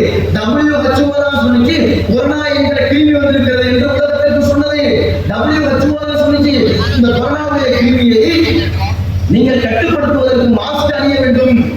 இந்த WHO தான் சொல்லிச்சு லாக்டவுன் போடுச்சு. விலகிங்க, வெளில வராதீங்க. WHO சொன்ன பிறகு லாக்டவுன் எடுத்தாங்க. அப்படிப்பட்ட WHO அறிக்கை என்ன தெரியுமா? இந்தியாவிலே இளைஞர்கள் சீனாவை விட 2 மடங்கு குடிக்க அடிமையாக இருக்கிறாங்க இளைஞர்கள். எதிராக முன்னேறிட்டு இருக்கோம். சீனாவை விட நாங்கள் கைவினை பொருட்களை இருக்கிறது முன்னேறிக்கணும்னு சொல்ல முடியுமா? அதான் வளர்ச்சி. எதில் நாம் வளர்ந்திருக்கிறோம் என்று WHO அறிக்கையை நான் சொல்றேன். இந்தியா சீனாவை விட இந்தியாவில் 2 மடங்கு குடிகாரர்கள் அதிகமாக அதிகரித்திருக்கிறார்கள். எந்த வயசுல அப்படின்னா 13 இருந்து 19 வயசு இளைஞர்கள் எல்லாம் அதிகரித்திருக்கிறது என்று சொல்றது. அப்ப எவ்வளவு இந்த இளைஞர்களை இந்த போதையில அடிக்ட் ஆகிருக்குன்னா கூல் லீப்னு ஒண்ணுங்க, கூல் லீப் அது தலையாணியா அவன் ஒரு சின்னதா முட்டாய் மாதிரி இருக்கு. அதை எடுத்து டக்குனு உதவி நம்ம சரியா தான் அப்படின்னு நினைச்சுட்டு இருக்கோம். நமக்கு அதை வச்சா பேசுறா கூட வாழடிக்கலாம்.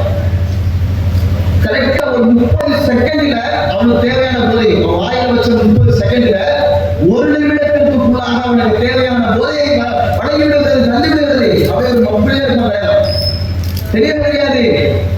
அப்படி கூல் லீப் என்கிற ஒரு விஷயத்தை இன்றைக்கு காலேஜ் படிக்கிற பசங்கள்ட்ட எல்லாம் போயிட்டு கஞ்சா போய் கொண்டிருக்கிறது, போதையில அப்படி அடிக்ட் ஆகி கொண்டிருக்கிறார்கள். இப்படி இளைஞர்கள் உருவானால் எதிர்கால தலைமுறையுடைய இளவை என்ன?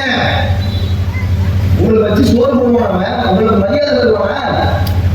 எப்படிப்பட்ட ஒரு இளைஞர் சமுதாயம் இன்றைக்கு குடியில வீழ்ந்து கொண்டிருக்கிறார்கள். குடிகாரனை பார்க்கிறீர்களே, அவர்கள் எப்படிப்பட்ட வாழ்க்கையை குறைக்கிறாங்க. ஒரு நாளைக்குங்க நீங்க புரிந்து கொள்வதற்கு நான் சொல்றேன், ஒருவன் ஒரு நாளைக்கு 200 ரூபாய்க்கு குடிச்சாலும் வச்சுங்க, அது ஒரு மாதத்துக்கு 6000 ரூபாய்க்கு குடிக்கலாம்.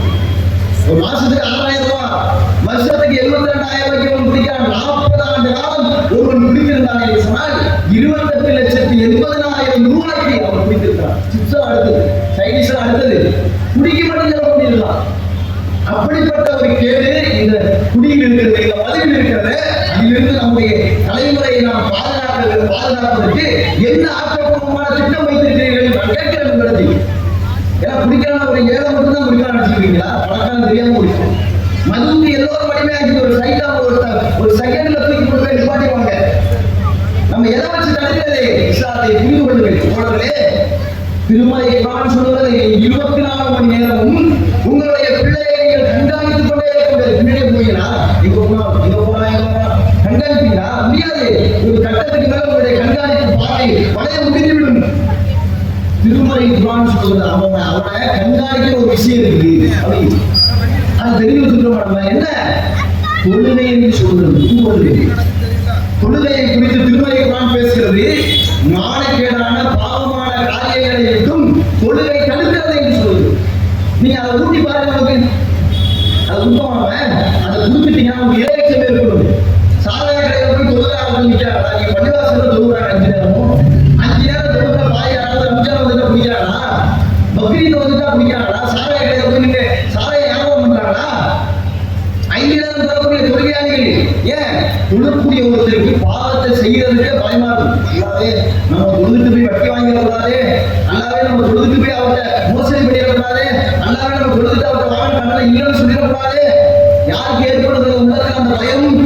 தொழுகையாளிகளுக்கு ஏற்படுகிறது என்றால் இந்த இறையச்சம் தான் அவனை கேடயமாக காப்பாற்றிக் கொண்டே இருக்கு. எப்ப நீங்க தொழுகையை சரியான முறையில் நீங்க கற்றுக் கொடுத்தீங்கன்னா அவன் சாராய கடைக்கு போக மாட்டான், மதுவுக்கு அடிமையாக மாட்டான், மதுவை குடிக்கக்கூடியவனாக மாற மாட்டான். அப்ப சரியான தலைமுறையை வார்த்தெடுக்க வேண்டிய பெற்றோர்கள் இன்றைக்கு கவனமற்று இருக்கிறார்கள். ஏன் சைட்டம் தூக்கி விட்டோம் நம்ம உள்ளங்க அப்படி. நீங்க பெரும்பாலும் நல்ல தலைமுறையை நீங்கள் தான் உருவாக்க வேண்டும். அடுத்த தலைமுறைக்கான ஆசிரியர்கள் நீங்கள் என்பதை புரிந்து கொள்ளுங்கள். நம்ம என்ன சும்மா அப்படியே குடும்பத்தில் போறதா? அடுத்த தலைமுறை நம்ம தான் உருவாக்கணும். சரியான பண்பட்ட தலைமுறையை நாம் உருவாக்குகிறோமா? ஏன் இவ்வளவு பெரிய ஊர்ல தொழுகையாளிகளே இல்லை?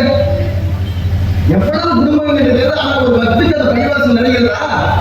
ஏன் நிறையவில்லை என்று நீங்க சிந்தித்து பார்த்தீர்களா? அது என்ன காரணம்? எங்க தப்பு பண்ணியிருக்கோம் என்று சிந்தித்து பார்த்தீர்களா? எங்க தப்பு நடந்திருக்கிறது, அதை திருத்த வேண்டும் என்று ஆய்வின் கண்ணோட்டத்தில் பார்த்தீர்களா? எங்க நடந்துச்சு? குழந்தை பருவத்தில் நீங்கள் அவர்களுக்கு கற்றுக் கொடுக்க வேண்டியதை கற்றுக் கொடுக்கவில்லை. குழந்தை பருவத்தில் நீங்க அவங்க தொழுகையை விட்டுருந்தீங்கன்னா அவங்க புறப்படியாக மாறிடும். நீங்க எவ்வளவு பள்ளிவாசல் 5 நேரம் தொழுகிறாங்கல்ல, அவங்களை எல்லாம் நீங்க லிஸ்ட் எடுத்து இவர் எத்தனை வயசுல தொழுகிறான்னு ஒரு பட்டியலை போடுங்க. சின்ன பிள்ளையா இருக்கிறப்ப அவங்க அம்மா சொல்லி கொடுப்பாங்க, பக்கத்துல இங்க கண்டி தொழுதா, அவங்க 3 தொழுகிறப்ப பக்கத்துல தொழுதா அப்படிம்பாங்க. அவங்க அட்டா கையை பிடிச்சி அது தொழுகை பள்ளிவாசல், அவங்க தாத்தா கையை பிடிச்சி அது தொழுகிறப்ப அப்படி தொழுகையை கட்டுப்படுத்த நீங்க ஆரம்பிக்கிறால் இன்றைக்கு மழை அடிச்சாலும் வெயில் அடிச்சாலும் இவங்க கடையை முடிச்சுட்டு கையை ஒரு குச்சி வச்சுக்கிட்டே போறாங்க. இவரால் மறக்கவில்லை, கையில குச்சி கையில கொலையை பிடிச்சிட்டு போறாரு சிரமம் பணி அடிச்சா போறாரு இங்க தூங்குறா பையன். ஆனா அங்க என்ன வயதான காலத்தில் பள்ளிவாசலை வைக்கிட்டு போறாரு. வியாபாரம் நடந்துட்டே ஒரு நிமிஷம் நீங்க எங்க போறீங்க தொழுது ஃப்ரெண்டோட பேசிட்டு இருப்பாரு. டைம் ஆயிடுச்சு ஜமாத்து போயிடும் வந்துடுவாங்க போறான். சின்ன குழந்தை பருவத்திலிருந்து இவனுக்கு கற்றுக் கொடுக்கப்பட்ட பாடம் தொழுகையில் இருந்து அவனை விடுபட அவனுடைய உள்ளம் நினைக்கவில்லை, தூண்டவில்லை. பயப்படான் விடக்கூடாது. பாவத்திலிருந்து தூரமாக ஒரு நல்ல மனிதனாக அவனை உருவாக்குகிறது. அவன் 5 நேரம் தோற்றக்கூடியவன். அப்படி ஒவ்வொரு குடும்பத்தில் இருக்கிற தாய்மாரையும் ஒவ்வொரு குடும்பத்தில் இருக்கிற பெற்றோர்கள் தன்னுடைய குழந்தைக்கு குழந்தை பருவத்திலிருந்து தொழுகையை நீங்கள் ஊட்டியிருந்தால் இந்த பள்ளிவாசலின் நேரம் நிறைந்து கொண்டிருக்குமே.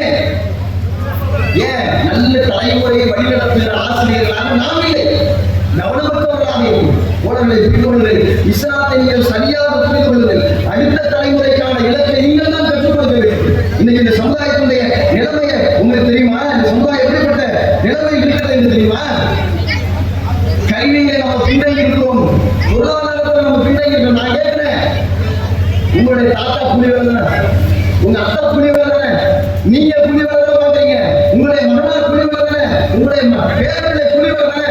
தலைமுறையாக நாம் ஏன் கூலி வேலை செய்கிறோம் என்று சிந்தித்து பார்த்தீங்களா? சமுதாயத்தை பத்தி எங்கேயாவது கொஞ்சமா அக்கறை இருக்குதா? நான் கேட்கிறேன், இவ்வளவு பேர் அமர்ந்திருக்கிறீர்கள், பக்கத்துல இருக்கிற அந்த ஊர்ல எனக்கு எல்லாரும் சொந்தக்காரன் சொல்றீங்க, இந்த ஊர்ல இருக்கிற எல்லாரும் எனக்கு சொந்தக்காரன் சொல்றீங்க, அவ்வளவு பெரிய முஸ்லீம் ஊர்ல இருக்கிற முக்காவாசி குடும்பம் எனக்கு சொந்ததாமா அப்படின்னு சொல்றீங்க. நான் கேட்கிறேன், உங்களிடத்தில் 10 அரசு அதிகாரிகளை உங்களுடைய உறவினர்கள் உங்களால் காட்ட முடியுமா? 10 அரசு அதிகாரிகளை காட்டுவோம். ஏன் முடியல? தலைமுறையா கூலி வேலை செய்யறவங்க நம்ம மாறிடுவோம். அதுக்கு என்ன காரணம்? நம்ம சமுதாய கண்ணோட்டமே நம்மகிட்ட கிடையாது. நல்ல தலைமுறையை உருவாக்கக்கூடிய ஆசிரியர்கள் நாம் என்பது நமக்கு தெரியாது. எதை சொல்லிக் கொடுக்க வேண்டும், எதற்காக பாடுபட வேண்டும் என்பது நமக்கு தெரியாது. கூலிகளாக நம்ம இந்தியாவில் இருக்கிற முஸ்லிம்களை நிலைமை என்ன? எவனா நினைக்கலாம் மாடிவிடாது நினைக்கலாம். இந்திய முஸ்லிம்களின் நிலையை ராஜேந்திர சர்ச்சார் என்கிற நீதிபதி ஆய்வு செய்து மத்திய அரசாங்கத்திற்கு அறிக்கை தருகிறார். மத்திய அரசாங்கம் ஒரு அறிக்கை வெளியிட்டிருக்கிறது, ராஜேந்திர சர்க்காருடைய அறிக்கை. அந்த அறிக்கையில என்ன சொல்லப்பட்டிருக்கிறது தெரியுமா? ஒவ்வொரு 100 முஸ்லிம்களிலும் 42 முஸ்லிம்கள் வறுமை கோட்டுக்கு கீழே இருக்கிறார்கள் என்று சொல்கிறார். வறுமை கோட்டா என்ன தெரியுமா உங்களுக்கு? அடிப்படை வீடு இல்லாதவர்கள், பிளாட்பாரத்தில் தங்கக்கூடிய முஸ்லிம்களாக ஒவ்வொரு 100 முஸ்லிம்களிலும் 42 முஸ்லிம்கள் இருக்கிறார்கள். அப்படின்னா என்ன? இங்கே 100 பேர் நீங்கள் அமர்ந்திருந்தால் 42 பேர் வீட்டுக்கு போகக்கூடாது. 200 பேர் இங்கே அமர்ந்திருந்தால் 84 பேர் வீட்டுக்கு போகக்கூடாது. ரோட்டெல்லாம் படுத்து கிடக்கணும். ஏன்? உங்களுக்கு தான் வீடு இல்லையா? ராஜேந்திர சர்க்காருடைய அறிக்கை இந்திய முஸ்லிம்களை நிலைமை கொடுங்களா? அப்படி ஏழ்மையிலே இந்த சமுதாயம் தள்ளப்பட்டிருக்கிறது. அது ஏன் நம்ம யோசிச்சு பார்க்கணும். முன்னேற்றத்துக்கு என்ன செய்யணும் நம்ம யோசிச்சோமா? இஸ்லாத்தை நீங்கள் புரிந்து கொண்டு பிறநலம் நாடுவதுதான் இஸ்லாம் என்றால், இந்த சமுதாயத்தினுடைய நலம் நாடுகள் என்றால் நீங்கள் இஸ்லாத்தை சரியாக கடைபிடிக்கிறீர்களா? அதிலே சொல்கிறார், மாற்று ஆடை இல்லாதவர்களாக இருக்கிறார்கள். ஒரே ஒரு ஆடை தான் வைத்திருக்கிறார்கள், 2 ஆடைக்கும் குறைவாக வைத்திருக்கிறார்கள். ஒரு ஆடை வைத்திருக்கிறார்கள் 142 முஸ்லிம்கள். நான் சின்ன பிள்ளையா இருக்கிறப்ப படத்தை போய் பார்த்தீங்கன்னா பாட்டியம்மா அப்படியே குளிச்சுட்டு சேலையை போய் சுத்திக்கிட்டு இருப்பாங்க. வயசானவர் என்ன பண்ணுவாரு? அவருடைய வேட்டிய காயப்பட்டு கோமணத்தை கட்டிக்கிட்டு நின்றுட்டே சுத்த கட்டிக்கிறீங்க, அது காஞ்சவங்க எடுத்து போகணும், சட்டை காஞ்சி போகணும், அவர்கள் காஞ்சவங்க எடுத்து வந்து கொண்டு போவாங்க. நான் பார்த்துருக்கிற படத்தை போய் சொல்லுவேன். அப்ப என்ன காரணம்? மாற்று ஆடை இல்லாமல் வாழ்ந்தார்களே. அதே மாதிரி 100 முஸ்லிம்களுக்கு 42 முஸ்லிம்களுக்கு ஒரு ஆடை தான் இருக்கிறது. ஒரு நாளைக்கு ஒரு வேளை உணவு உண்ணக்கூடியவர்களாக 142 முஸ்லிம்கள் இருக்கிறார்கள் என்று அவர் சொல்றார். அப்புறம் என்ன? நீங்க மதியானம் சாப்பிட்டா நைட்டு சாப்பிடக்கூடாது, நீங்க காலையில சாப்பிடக்கூடாது, அடுத்த மறுபடியும் மதியானம், காலையில சாப்பிட்டீங்கன்னா மதியானம் சாப்பிடக்கூடாது, நைட்டு சாப்பிடக்கூடாது, அடுத்ததான் காலையில. அப்போ உங்களுடைய குழந்தை இடையில் பசிக்கிறது என்று காலையில சாப்பிட்டீங்க, மதியானம் பசிக்குதுமா? ஆமா பசிக்கிறது. உங்க கண்ணத்தை தொட்டு இல்லை எனக்கு சாப்பாடு கொடுத்தா அப்படின்னு கேட்டா நீங்கள் அவர்களுக்கு உணவளிக்க முடியாத நிலையில் இருக்கிறீர்கள். கண்ணை வச்சுக்க, புரியுதா உங்க நிலைமை? அப்ப இதையெல்லாம் மாற்றாமல் ஒரு சமுதாயத்தை எப்படி உங்களால் வாழ்ந்து கொண்டிருக்கிறார்கள் என்று திட்டம் வச்சுருக்கீங்களா? ஏன் இப்படிப்பட்ட ஏழ்மையை நாம் தள்ளப்பட்டோம் என்று உங்களுக்கு தெரியுமா? மலைவாழ் மக்களை விட பின்தங்கி இருக்கிறார்கள் முஸ்லிம்கள் என்று ராஜேந்திர சர்க்காருடைய அறிக்கை சொல்லுது. அந்த அறிக்கையை சமுதாயத்தை கொண்டு போய் சேர்த்திருக்கீங்களா? எவ்வளவு செய்திருக்குங்க, இந்த மாதிரி பின்தங்கிட்டாங்க, நம்ம முன்னேறத்துக்கு எது செய்யணுங்க அப்படின்னு சொல்லியிருக்கீங்களா? எந்த திட்டமும் இல்லை. இஸ்லாத்தை நீங்க கடைபிடிக்கிறீங்க, ஆச்சரியமா இருக்கு. இஸ்லாமை ஒரு திட்டம் ஏதோ தஸ்பீக் பண்ற மாதிரி செய்யுங்க. ரசூலா அப்படிதான் பண்ணாங்களா? நபியுடைய தானே உங்க வழின்னு சொல்றீங்க, ரசூலாவுடைய வழியை தான் பின்பற்றணும்னு சொல்றீங்க.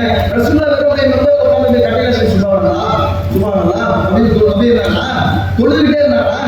எப்படி நான் ரசூலா போறதுக்கு போனாங்க? போர்க்களத்துக்கு ஏன் போனாங்க? ரசூல் ஸல்லல்லாஹு அலைஹி வஸல்லம் போர்க்களத்துக்கு செல்லும் போது சொல்றாரு, இவர் கொல்லப்படுவார், இவர் கொல்லப்படுவார், இவர் கொல்லப்படுவார். அடுத்தது ஹாலித் பின் வலீது அந்த படையுடைய தலைமையாக இருந்து வெற்றி வாகை சூடுவார் என்று சொல்றாங்க. என்ன அர்த்தம் புரிந்து கொண்டீர்கள்? ஒருவர் கொல்லப்பட்ட என்ன நடக்கும்? அவர் இறந்து விட்டால் மனைவி விதவையாகிவிடுவார், பிள்ளைகள் அனாதையாக்கப்பட்டுவிடுவார்கள், பெற்றோர்கள் ஆதரவற்றவர்களாக மாறிவிடுவார்கள். அப்படி இவருடைய அரவணைப்பு இருக்க வேண்டிய ஒரு குடும்பத்தில் தலைவன் இறந்து விட்டாலும் பரவாயில்லையோ அப்படி என்ன அர்த்தம்? நாட்டுடைய அனுப்புனாங்க அல்லது அந்த நாட்டுடைய வளத்தை கொள்ளையடிக்கிறதுக்கு அனுப்புனாங்களா? எதுக்கு அனுப்புனாங்க? சமுதாய பாதுகாப்பு முக்கியம் என்று அழைக்கிறாங்க. இந்த சமுதாயத்துடைய பாதுகாப்புக்கு நீங்கள் என்ன செய்வீர்கள்? அகலாக அடித்துக் கொண்டு விட்டார்கள், ஓட்டில் இறங்கி வீதியில் இறங்கி கற்றுவீர்கள். இந்த சமுதாயம் பாதுகாப்பான நிலையை மாற்றுவதற்கு என்ன கட்டுப்படுத்த வேண்டும் என்று சொல்லிக் கொடுத்தீர்களா? ஆசிரமாவுக்கு நீர் கிடைக்கவில்லை என்று போராடினீர்கள், அதோடு முடிவு ஒரு கட்டமும் முடிவு நான் போராடி தரோம். அந்த போராட்டம் என்பது ஒரு கட்டம் தான். பாதுகாப்பிற்கு என்ன செய்ய வேண்டும்? இந்த சமுதாயத்தில் ஏழ்மையை அகற்றுவதற்கு என்ன செய்ய வேண்டும்? வெளிநாடுகளில் போய் தன்னுடைய வாழ்வை குறைக்கிறார்களே, மனைவியை இழந்து, பிள்ளைகளை தொடர்ந்து, பெற்றோர்களை இழந்து, அங்கே போய் அவர் அனாதமான ஒரு வாழ்க்கையை தலைமுறை வாழ்ந்துட்டு இருந்தானே, அது குடும்பத்தோட வாழ்றதுக்கு என்ன செய்யும் அப்படின்னு யோசிப்பீங்களா? அவர்களுக்கு எதை கொடுக்க வேண்டும் என்று சிந்தித்தீர்களா? கல்வியை புகட்டுங்கள் தோழர்களே. கல்விதான் நம்மை பாதுகாக்கும். எல்லா நிலைகளிலும் அதிகாரங்களிலே நீங்கள் அமர்ந்த பொழுதுதான் உங்கள் மீதான அடக்குமுறைகள் தடுக்கப்படும். அதிகாரங்களில் நீங்க போய் அமர்றதுன்னா நீங்க 2 கோடி ரூபாய் சொத்து வச்சுதான் நீங்க ஐபிஎஸ் அதிகாரம் பெற்றிருக்கீங்களா? நீங்க ஒரு 2 கோடி ரூபாய் சொத்து வச்சுதான் தாசில்தார் அதிகாரம் பெற்றிருக்கீங்களா? நீங்க ஒரு 10 கோடி ஒரு சொத்து வச்சிருந்தால் டிஎஸ்பி அதிகாரம் பெற்றிருக்கீங்களா? கல்வியின் வழியாகத்தான் நீங்கள் அதிகாரத்தை பெற முடியும். எத்தனை கோடி இருந்தாலும் உங்க பிள்ளைக்கு நீங்க கல்வியை புகழ வச்சு அதை வித்து நீங்க போலாம். இன்னும் புரிந்து கொள்ளுங்கள். நீங்க நிறைய சிந்திங்க தோழர்களே. நான் ஏன் கூலி வேலைக்கு போனேன்? நிறைய பேர் நீங்க அமர்ந்திருக்கிறீர்கள், ஆனா அரசு ஊழியர் யாருமே கிடையாது. அது வேற விஷயம். ஏன் நான் இந்த கூலி வேலைக்கு போனது யோசிச்சீங்களா? உங்களை பத்தி நம்ம அத்தா எவ்வளவு கஷ்டப்படுறாரு. ஏன் இந்த கூலி வேலைக்கு போனாரு? அவர் லைஃப்ல என்ன டர்னிங் பாயிண்ட்? அந்த கூலி வேலைக்கு தள்ளப்பட்டதற்கு என்ன டர்னிங் பாயிண்ட் என்று நீங்கள் புரிந்து கொண்டீங்களா? உங்க அத்தா படிக்க வேண்டிய வயசுல படிக்கல, அதான் சரி. எவன் ஒருத்தன் படிக்க வேண்டிய வயசுல படிக்கலையோ அவன் 50 வருஷம் இந்த பூமியில வாழ போறான்னு வச்சுங்க, கூலி தொழிலாளியா இருக்க போறான். அவன் ஐபிஎஸ் படிக்கலையா?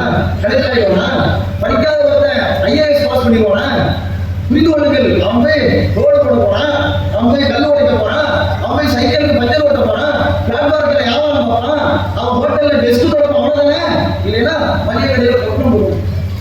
இந்த தொழில் தான் கூலி தொழிலாளிகளாக நம்ம உருவாக்கலாம். நம்ம உள்ள நம்மள மாதிரி கஷ்டப்படக்கூடாது என்றால் அவளுக்கு கல்வியை கொடுத்து கல்வியின் வழியாகத்தான் அதிகாரத்தை நீங்கள் பெற முடியும். அடக்குமுறையிலிருந்து உங்கள் சமுதாயத்தை நீங்கள் காப்பாற்றிக் கொள்ள முடியும். ஏழ்மையில்லாத வறுமையில்லாத தலைமுறையை நீங்கள் உருவாக்கிக் கொள்ள முடியும். இதுல என்ன நமக்கு ஒரு பெரிய விஷயம்னா, மறுமைதான் நம்ம இலக்கு. அப்ப மறுமையில் இந்த கல்வி பயிர்ந்ததுமா? அப்படி எல்லாம் உள்டாதான். மறுமையில கல்வி பயிர்ந்ததுமா? கல்வியின் உலக கல்வி மார்க்க கல்வி தான். இஸ்லாம் அப்படி சொல்லியிருக்கிறார். உலக கல்வி மார்க்க கல்வி இஸ்லாம் அதிசயத்தை தெரியல. இஸ்லாம் என்ன சொல்றது? இருமை என்று சொல்றது கல்வி, அறிவு என்றுதான் கல்வியை சொல்றது. தந்தை ஆதம் அலைஹிஸ்ஸலாம் அவர்களுக்கு கூட நீங்க குர்ஆனை படித்து பாருங்கள். தந்தை ஆதம் அலைஹிஸ்ஸலாம் அவர்களுக்கு கூட பகிர்ச்சி அப்புறம் தான் முதல்ல இருமா கல்வியை தான் கொடுக்கணும். உலகத்தின் அனைத்து பெயர்களையும் நாம் ஆதமுக்கு கட்டுப்படுத்தணும். கல்வியை கற்றுக்கொடுத்தாங்க. முதல்ல கல்வி தான். இஸ்லாம் கல்வியை கிடைக்கும். இஸ்லாம் தான் கல்வியை அவ்வளவு ஆதரிக்கிறது. ஆனா நம்ம எப்படி உள்டாவது? மறுமையில இருந்து பயின்றதா? மார்க்க கல்விக்கு தான் பயின்று. இஸ்லாம் அப்படி உலக கல்வி மார்க்க கல்வி பிரிச்சு சொல்ற கல்வி என்று தான் சொல்றது. நான் கேட்கிறேன், உலக ஒரு 3 உள்டாவை சொல்லிக்கோங்க. உலக கல்வி என்று நீங்கள் புரிந்து வைத்திருக்கிறீர்கள். இதுக்கு மறுமையில நன்மையில இருக்கிறீர்கள். நான் சொல்றேன், மறுமையில நன்மை இருந்தாலே நம்ம ஜமாத்தை பார்த்தீங்கன்னா ரத்த தானம் முகாம்கள் நடத்துவாங்க. அந்த ரத்த தான முகாம்களில் ஒரு வாசகம் பிரத்யேகமாக எல்லா இடங்களிலும் அந்த வாசகம். அது என்ன வாசகம்?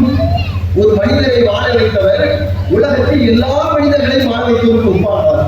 அப்படி ஒப்பான வசனத்தை காட்டி நீ ரத்தம் கொடுத்து உயிரை காப்பாத்தீங்கன்னா அது ஒரு உயிர் நீ என்ன செஞ்சுக்கிற? கடவுளுடைய இறைவனுடைய என்னுடைய பார்வையில் அவர் ஒருத்தர் கிடையாது. நீ உலகத்துல இருக்கிற எல்லா உயிரையும் வாழ வச்சாலுமா அப்படிதான் நான் பார்க்கறேன்னு கடவுள் சொல்றாங்க. குர்ஆன் சொன்னானே, அப்ப ஒரு உயிரை வாழ வைத்தால் எல்லா உயிரையும் வாழ வைக்கணும் அப்படின்னு சொல்லிட்டாங்க. அப்ப ரத்தம் கொடுக்குறீங்க, எப்படி கொடுக்குறீங்க ரத்தத்தை? ஒருத்தருக்கு ரத்தம் தேவைன்னா அப்படியே கையெடுத்து ஒரு வாயில போய் ஊத்த முடியாது, புரிஞ்சுங்க.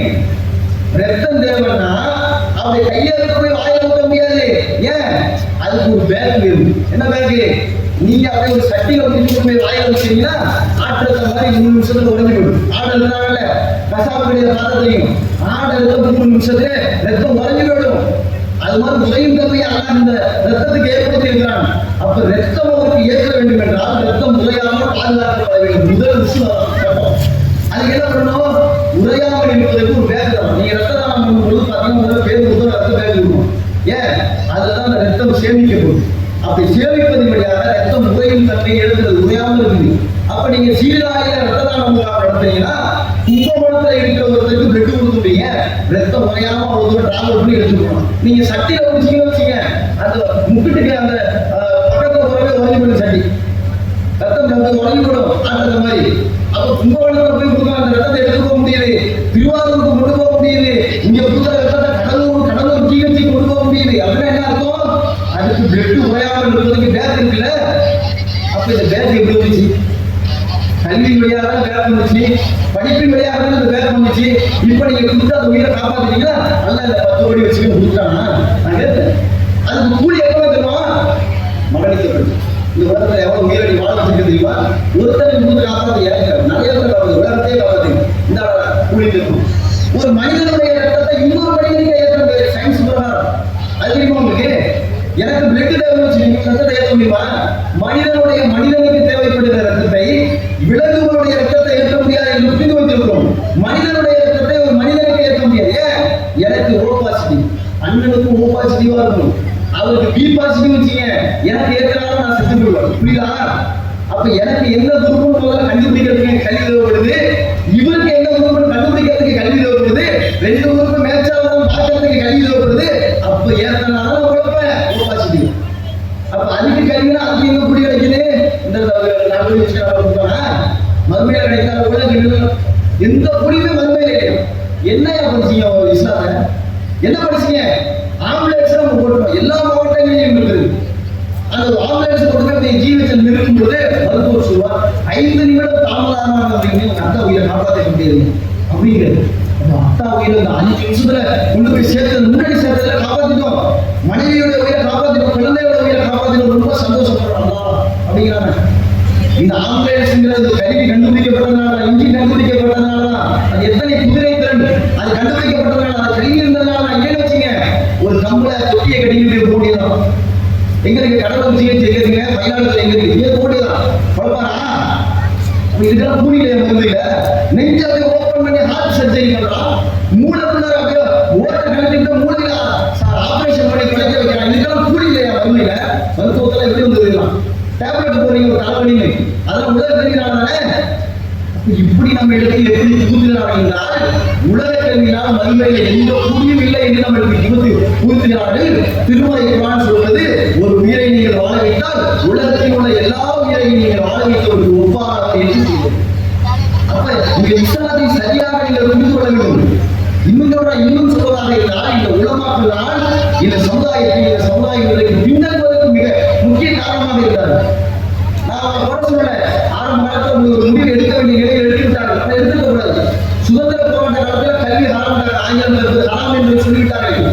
அதுல ஆங்கிலம் இருப்பது புத்தகத்தை இன்னைக்கு இவ்வளவு பின்னுடைய நம்ம சந்திச்சுட்டு இருக்கோம். படிப்பறிவு இல்லாத ஒரு கூட்டமாக நாம் மாறி இருக்கிறோம். கல்வியின் வழியாக இந்த சமுதாயத்தை முன்னேற்றுவதற்கு ஒவ்வொருவரும் பாடுபட வேண்டும். சமுதாய பொறுப்பு என்பது எல்லாத்தையும் நன்மையை தீமை தரும். நன்மையை தீமை நீ வெறும் சுகாதாரம் வெளியிடப்படாது. உன்னை அகலாக போட்டு அடிக்கிறானா, நீ நீதிமன்றத்துக்கு போற, பிரிட்டிஷ் போனதுக்கு தீர்ப்பு போட்டு நீதி வாங்கி கொடுக்க முடிஞ்சா? வாசல் பஸ்ல அதுதான் இருந்துச்சு. அங்க மீண்டும் பள்ளிவாசல் எழுப்ப முடியாது. உங்களுக்கு எல்லா வகையிலும் குற்றவாளிகள் தப்பித்துக் கொண்டிருக்கிறார்கள் என்றால் அதற்கு சட்ட ரீதியாக போராடுகிற வழக்கறிஞர்கள் உங்களிடத்தில் இருக்கிறார்களா? எல்லாருமே வழக்கறிஞர் தான் போய் சொல்ற துறையில் மாற்றலாம். அப்போ அப்படியெல்லாம் கிடையாது. வழக்கறிஞர் போய் சொல்ற துறையெல்லாம் கிடையாது. ஒரு தப்பு செஞ்சிருப்போம், ஒருத்தர் ரைட் பண்ணிருப்போம், அப்படிதானே? நீ தப்பு செஞ்சவனுக்கு வாதில்ல, அநீதி இழைக்கப்பட்டவனுக்காக வாதிடு. அப்ப அநீதி இழைக்கப்பட்டவனுக்கு துணையாக நீ நீதியை பேசுவோம். சமுதாய பாதுகாப்பு கல்வி வழியாக இருக்கிறது. எனவே தோழர்களை புரிந்து கொள்ள நல்ல தலைமுறையை உருவாக்குகிற மக்களாக நாம் மாற வேண்டும். அப்படிப்பட்ட நன்மக்களாக அடுத்த தலைமுறைக்கான ஆசிரியர்கள் என்பதை உணர்ந்து நாளை இந்த மறுமையை நாம் வெற்றியாளர்களாக மாறுவதற்கு நம்முடைய இலக்கை உணர்ந்து சமுதாய பொறுப்போடு கடமையாற்ற வேண்டும் என்று அப்படிப்பட்ட நன்மக்களாக உங்களின் எல்லாம் அல்லாஹ் ஆக்கியிருப்பவரை இறைவனத்தை பிரார்த்திப்பவனாக எனது உரையாடல் கொடுத்து கொள்கிறேன். வாரமாக அல்ஹம்துலில்லாஹி ரப்பில் ஆலமீன். அல்லாஹ்